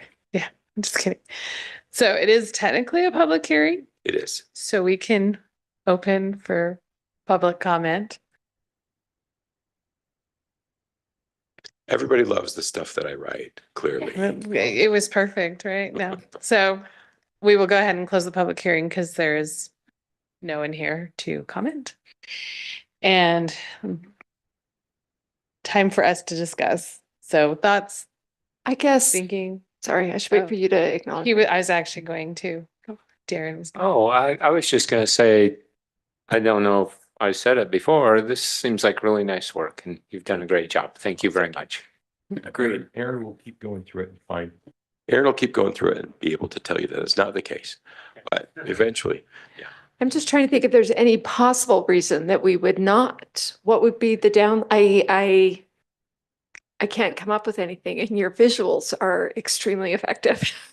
We're trying to strike a balance with it between Yeah. still allowing people freedom of architectural choice and floor plans and et cetera, and not trying to stifle, the infill of homes, because I'd rather see smartly done infill lots as opposed to 16 more acres of greenfield done where this kind of thing doesn't cause an issue. I'd rather that we address places where we already have water pipes and we already have sewer pipes and we have a missing tooth or two in a row of homes, but not have that loom over other people's homes and cause problems. So we hope that we're striking the right balance. Yeah. I think it's pretty straightforward. Britton, do you have any comments? I do not know. Okay. So if there really is no further discussion, we can go to motion. I move that the Orem City Planning Commission forward a recommendation of approval to the city council for proposed amendments to Articles 2.2-6-8 of the Orem City Code relating to allowable height for primary building in single-family residential zones. Do I have a second? I second the motion. Okay, Carl moved and Jeff seconded that we forward a recommendation of approval to the city council. Would either of you like to say anything or any further discussion? I think we're all pretty much. I like the direction this is going, and like Jared said, there'll be some fine tuning. This isn't like the Constitution where we have to have an amendment. We can tweak as we go along, if I'm not mistaken. Yeah, we can. Okay, anyone else want to say anything? Because I didn't really get to say anything before, so. Okay. And the staff has worked really, really hard and council has given input and we've talked about it. And I think this is like we said, this is a good step forward. I'm sure we will find other places that need to be tweaked with it as we move forward. So. Okay, then we'll go to vote. Micah? Aye. Aye. Aye. Aye. Aye. Aye. Britton? Aye. Okay, that's unanimous. We will forward a positive recommendation to city council. Thank you. Okay. I appreciate Britton weighing in from the roof where he's being an I extra know. 30. We look up every time. Britton, are you there? It's just, I keep thinking he's up there. It's up there. I would normally ask Gary at this point, but he needed to leave. Yep. So I don't think there's any further business. I think we're okay. Okay, so we can, do we have a motion to adjourn? I'll motion to adjourn. Thank you, Britton. I'll second. Okay, Britton moved and Darren seconded that we adjourn. Jeff? Aye. Aye. Aye. Aye. Aye. Britton? Aye. Okay, it's unanimous. We are adjourned at 7:31 PM. Thank you. Thank you all.